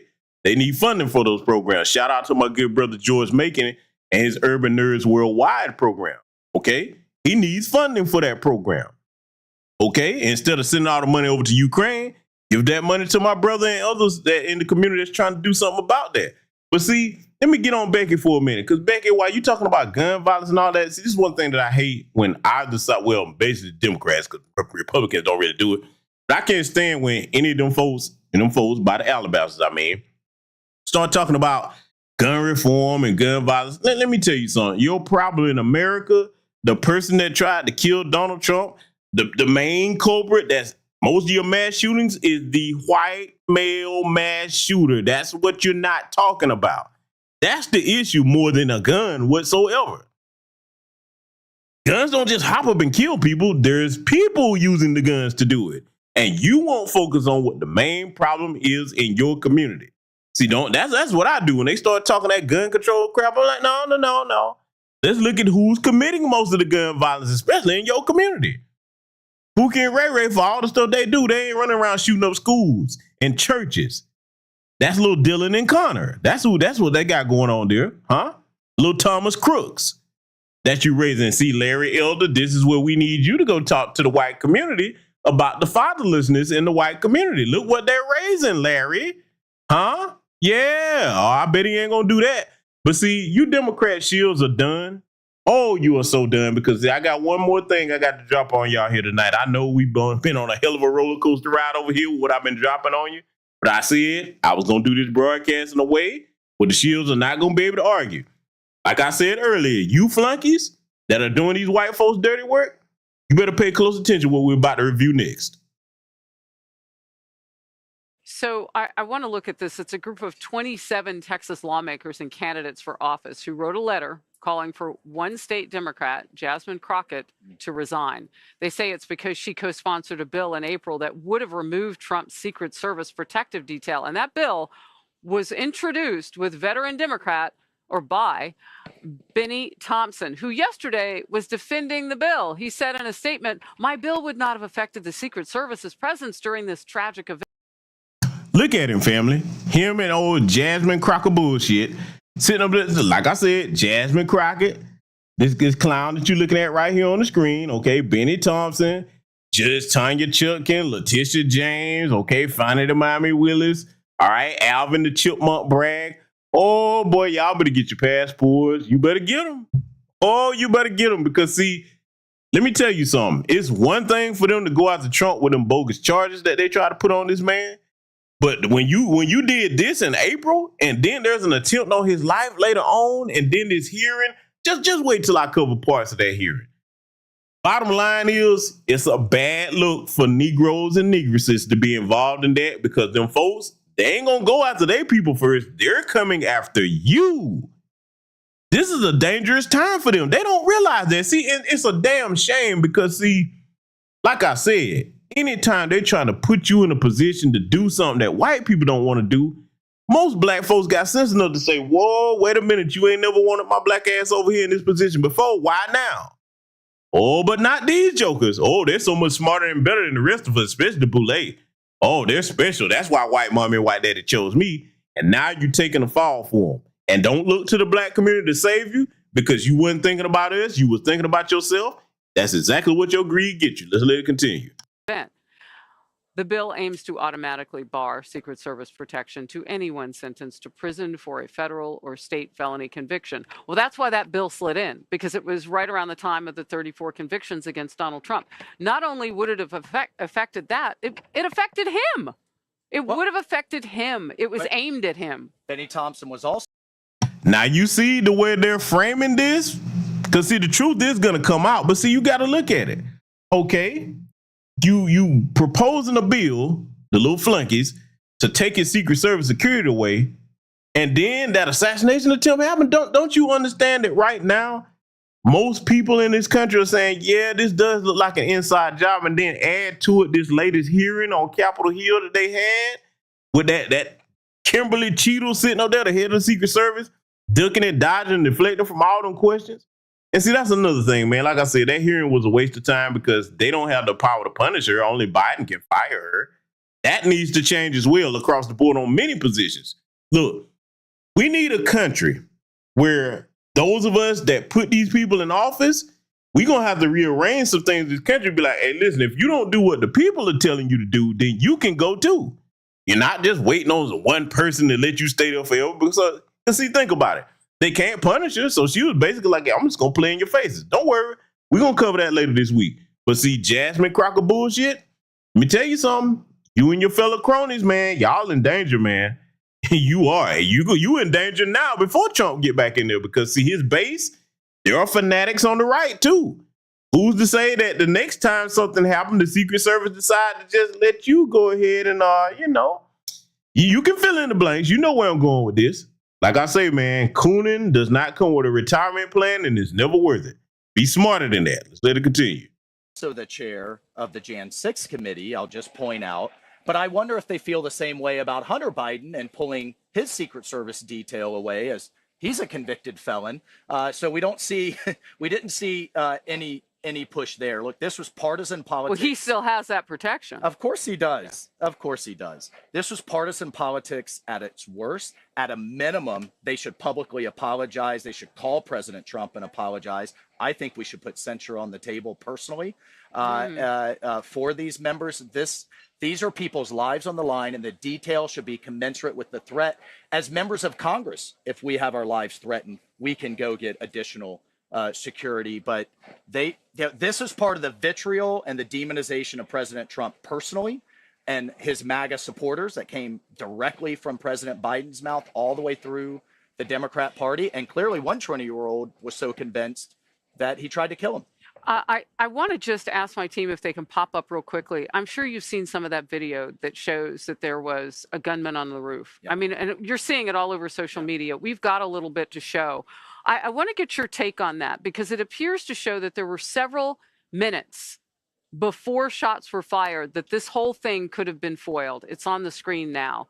What is your take? And I know you're studying this because this will be part of your investigation, I would imagine, on the Hill. Well, number one.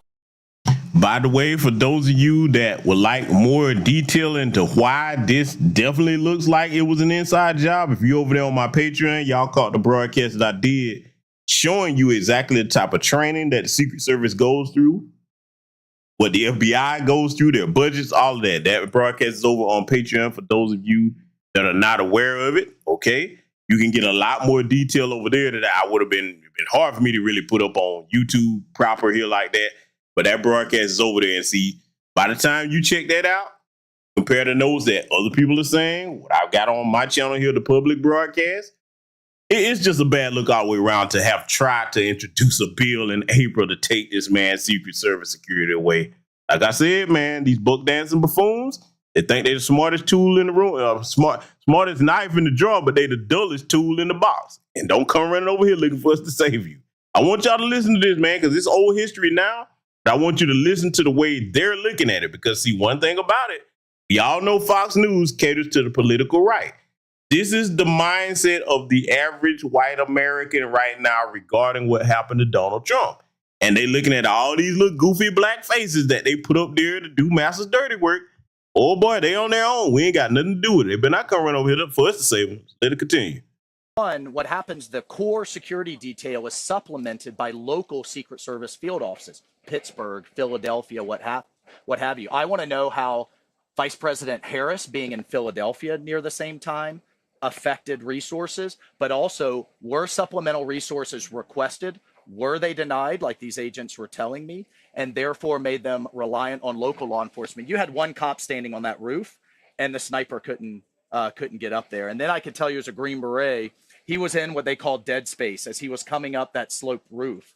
And the counter snipers, I don't think, just looking at the imagery, could see him. But people on the ground could, and those local cops could hear those people. And as soon as you call in gun, gun, gun, the president's off the stage. That's how it should have worked. So we have a lot tactically to work out, but I give nothing but credit for his close-in detail that body bunkered him and put their lives on the line. I suspect strongly this was a headquarters resource issue who said, we're not going to get all these agents for all of his rallies. We're not going to exhaust our budget because Trump wants to run around. And I would imagine the punitive damage for that person would have to be you lose your job. I just wonder if there's any justice. No accountability for Afghanistan. No accountability for Secretary of Defense disappearing. I don't expect accountability. So you just went right away to international. Let's go there. My exclusive interview with former President Trump at his home in Mar-a-Lago. As you know, It aired, or happened rather, just hours before an assassin tried to kill Trump. So we were together for hours. Then a couple of hours later, he was already in Butler, Pennsylvania, and we know what happened there. One topic we talked about was foreign policy, specifically our staunch ally in the Middle East, Israel, and its war with Hamas terrorists. So Israel versus Hamas, the terrorists. Biden has said he'll deal with Hamas, and there has to be a different way. And I don't hear him talking about the hostages, so I want to bring them into the conversation, because those lives, those 120 or so. Obviously, the first thing is we want our hostages back. You have to let this war finish out. It's got to get finished. It's got to be done, because otherwise this is going to continue to happen, and it's going to happen more frequently. You take a look at what Biden has done. He's run it so badly. He's trying to be friendly to one side. He doesn't know who. He doesn't know what he's doing. Look, let's face it. This would have never happened. They would have never attacked. This is money that came from Iran, and they fed Hamas. They feed all these terror groups, Hezbollah. Iran was broke when I was president. They were broke. There was no terror. There were no attacks. Take a look. You can check the facts. Iran was broke. They are the purveyor. They are the ones that find. And see, whether you like him or not, Trump has got a point there. See, if you want to handicap your opponent from being able to do anything to you, start attacking their resources. For all intents and purposes, what he's saying is factual. Iran didn't have the money to pull off any of the stuff that they had going on, okay? Because, look, let's be clear, they are funding what's going on over there because, look, from their mindset, they're looking at the Israelis like, you're the terrorists, okay, for attacking the Palestinians. That's how they see it. So they're like, since they're all in the Islamic faith, okay, Muslims, they're going to back their people, all right? So that's the way that's going. But see, look, Trump, what he's talking about, Jim Crow Joe Biden doesn't have the competence to even understand what this man is saying, especially not in his current condition. And yes, my good brother Seven Skills on the Patreon broadcast, I was talking about this the black lady there, Kamala Harris. That while her hair look like that, y'all, yes, she's a bedouin. She's married to Zaddy. So, yes. Look, I gotta call it what it is. When these sisters and some of these brothers go there and get with Becky or Zaddy, they just suck all the style that we normally have out of them. That little mammified hairstyle she got up there, man. But anyway, I digress. My point is, now you see why I'm saying that Biden needs to be up out of there. He's bungling things on a national level that are going to have repercussions to us over here in America. Because, see, what a lot of people don't understand, especially the Biden sexuals that just worry about their little bubble and, if they're going to get a pat on the head from white mommy, white daddy, okay, stuff like that. They don't understand that there's a world out there. And just because America is separated by oceans, that doesn't mean that we can't be reached. 9/11 should have taught people that. But I digress. I want y'all to listen to the rest of this, right? And we're going to get ready to wrap it up. Finance terror. They finance terror. If China bought from Iran oil, which they were buying a lot, I said, that's okay, you can buy, but you're not doing any more business in the United States. We go cold turkey, no more. Israel would have never happened. The October 7th attack would have never happened. Again, Iran had no money. It wouldn't have happened. And they had a certain fear of me, or respect, or fear, or something.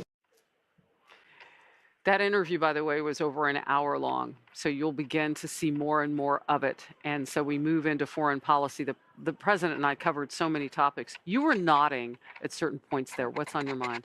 President Trump nails it. The core of the issue is Iran and Iran's cash. And as long as they're flush with cash by selling their oil around the world, mainly to China, they're going to continue to fund Hezbollah, Hamas, and the Houthis. This will never end. We have to go back to his maximum pressure campaign, which dried up the cash. And if China keeps buying them, we put secondary sanctions on China.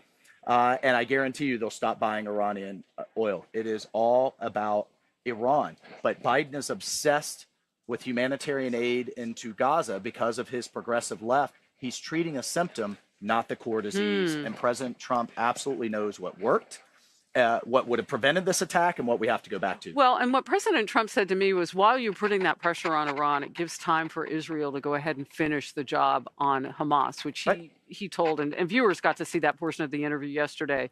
he feels very strongly that Israel needs to finish what Under it's his doing. administration, we had reporting from Hezbollah, Hamas, all of them, that they didn't have any money. They were all complaining that where's our money from Iran? We can't do anything, right? That's the core issue.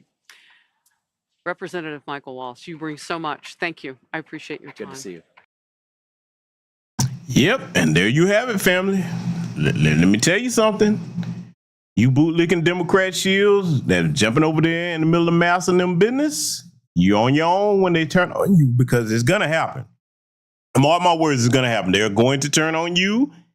And when they do, don't you turn to us. You stay over there where you decide to go and run to the over the other side because you thought you had all the answers and you were so much smarter than the rest of Black America. It is what it is, okay? You made your bed, you're going to lie in it. Family, there's a lot on the world stage that's transpiring. I get it that all of you in the chat room have a lot going on. I didn't show you any of this to make you afraid or worried. I just want you to be informed. And the first and foremost thing that you do is make sure that your family and your community is well to the best of your ability. Because, see, this is the thing. Democrats are crashing and burning, but we're going to be all right. Oh, yes, we're in a great position in Black America. We're going to be just fine. Know how to deal with these hardships that are coming our way, and we're going to get ourselves out of it. Because, see, let me remind all Black people listening to me, the sound of my voice in my country, okay, in America, which is great because we made it great. When the pandemic hit, every other group was scrambling, panicking. We are the ones on record to have created the most businesses during that difficult and tragic time period. And condolences to any of you in here that lost loved ones during that time, okay? So I'm reminding you that we have it within us when our back's against the wall to do well, and we're going to do even better when all of us are on code together, working for the empowerment and protection of our people. So with that said, family, I hope everybody got on for the broadcast here tonight. I'm going to leave this up on PukeTube, okay? If they try to snatch it down, you know where to find it. It'll be over there on our Patreon. If you haven't joined us over there, you're missing a lot of stuff that we cover that we can't cover over here on YouTube. We have some comedy over there from time to time, what have you. But yeah, I mean, I think everybody understands where we're headed here. And one thing I want to close with here tonight, family, for those in your family or what have you, or your acquaintances, this is nothing to argue with them over because things are going to play out as they are, okay? So don't go and lose friendships or be at odds with your family because of all this stuff going on. I mean, they have their position on it. Let them have it. Things are going to play out as it is because what we're giving you over here in New Black Media Spaces, we're rarely ever wrong over here, okay? We're rarely ever wrong. You see the writing is on the wall, and when it happens, hey, just let them experience it because, you know, life is a teacher. You're going to get the lesson one way or another, the easy way or the hard way. So that's it. Salute to everybody. Black first. Take care of yourselves, and I will see you all in future content.